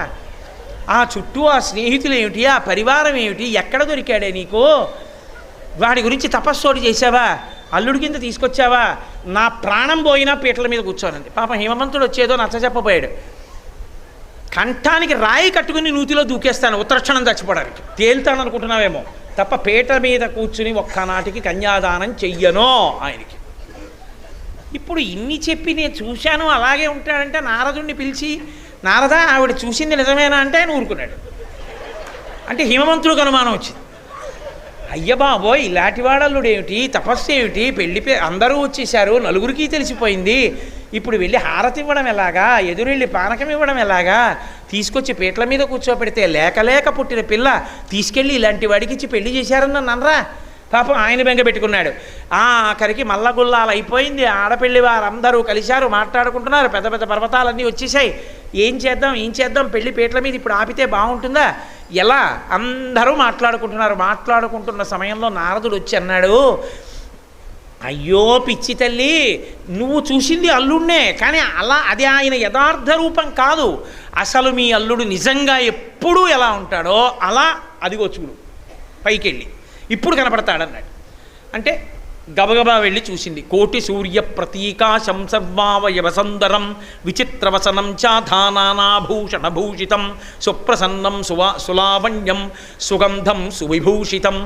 కోటి సూర్య ప్రతీకాశం అని సూర్యేణ చిత్రితం మూర్ధ్ని చంద్రదండ విరాజితం గంగా చ యమునా చైవా విధర్తు స్తనుచామరే ఆయన నడిచి వస్తుంటే కోటి సూర్య ప్రతీకాశం, కోటి సూర్యులొక్కసారి ఉదయించిన కాంతి, సర్వావయవ సుందరం, అన్ని అవయవములు పొందికగా అంత అందంగా ఉన్నాడు. విచిత్రవసనం చాధ, అద్భుతమైన పట్టుబట్ట కట్టుకున్నాడు. నానాభూషణభూషితం సుప్రసన్నం సులావణ్యం సుగంధం సుమనోహరం గౌరాభం ద్యుతి సంయుక్తం చంద్రరేఖా విభూషితం. అటువంటి కాంతితో చంద్రరేఖతో ఆభరణాలతో వెలిగిపోతున్నాడు. సూర్యేణ చిత్రితం మూర్ధిని, సూర్యభగవానుడు వచ్చి ఆయనకి గొడుగు పట్టాడు. చంద్రదండ విరాజితం, ఆయన పట్టుకోవలసిన దండాన్ని చంద్రుడు పట్టుకున్నాడు. చంద్రదండ విరాజితం గంగా చ యమునా చైవా విధర్తు స్మరుచామరే. గంగా యమున రెండు పక్కన నిలబడి ఆయనకి చామరాలు వేస్తున్నాయి. ఆశ్చర్యపోయి మేనకాదేవి అంది, ఇందాక నేను ఇంకోలా చూశాను, ఇప్పుడు ఇలా ఉన్నాడు ఏమిటండి అంటే, అసలు రూపం ఇదేనమ్మా, కాబట్టి బెంగ పెట్టుకోకన్నారు. అసలు రూపం ఇదే అంటున్నావు బాగానే ఉంది, కానీ ఇందాక కనపడ్డట్టు ఎప్పుడైనా కనపడతాడా అని అడిగింది ఆవిడ. ఎప్పుడైనా చటుక్కుని మళ్ళీ అలా కనపడితే నువ్వు బెంగ పెట్టుకోవద్దమ్మా, అలా కనపడడు, ఎందుకో అలా వచ్చాడంతే. ఆయనకి ఏమిటి పెద్ద పట్టించుకోవడం, అందుకుని వచ్చాడు. పట్టించుకోడంటే మరి రేపు పొద్దున పెళ్ళాన్ని సరిగా చూస్తాడా? అసలే వాచాలకులు తల్లులేయని లోకంబులు పల్కుగా ఉన్న కదా మహానుభావుడు. తపోభూమి ఉండడం కోసం ఇంత త్యాగం చేశాడు శివుడు. అందుకే పార్వతీ కళ్యాణం అంత గొప్పది. సరే, కళ్యాణం మొదలైంది. తీరా కళ్యాణం మొదలైన తర్వాత అమ్మవారి ప్రవర చెప్పడం తేలిక. చెప్పేశారు, కాశ్యపావత్సార నైధృతత్రయా ఋషేయ ప్రవరాన్విత కాశ్యపస గోత్రస్య అని త్రికూటాచలేశ్వర మహాశర్మణో నప్త్రే. త్రికూటాచల పర్వతం యొక్క మునిమనవరాలు ఆ తల్లి కోలాహల శర్మణ నప్త్రీ పౌత్రీం, ఆయన యొక్క మనవరాలు. హిమవత్శర్మణ పుత్రీం, హిమవంతుడు అనబడేటటువంటి ఆయన యొక్క కుమార్తె. ఆమె త్రిభువనాధీశ్వరీం, మూడు లోకములకు తల్లి.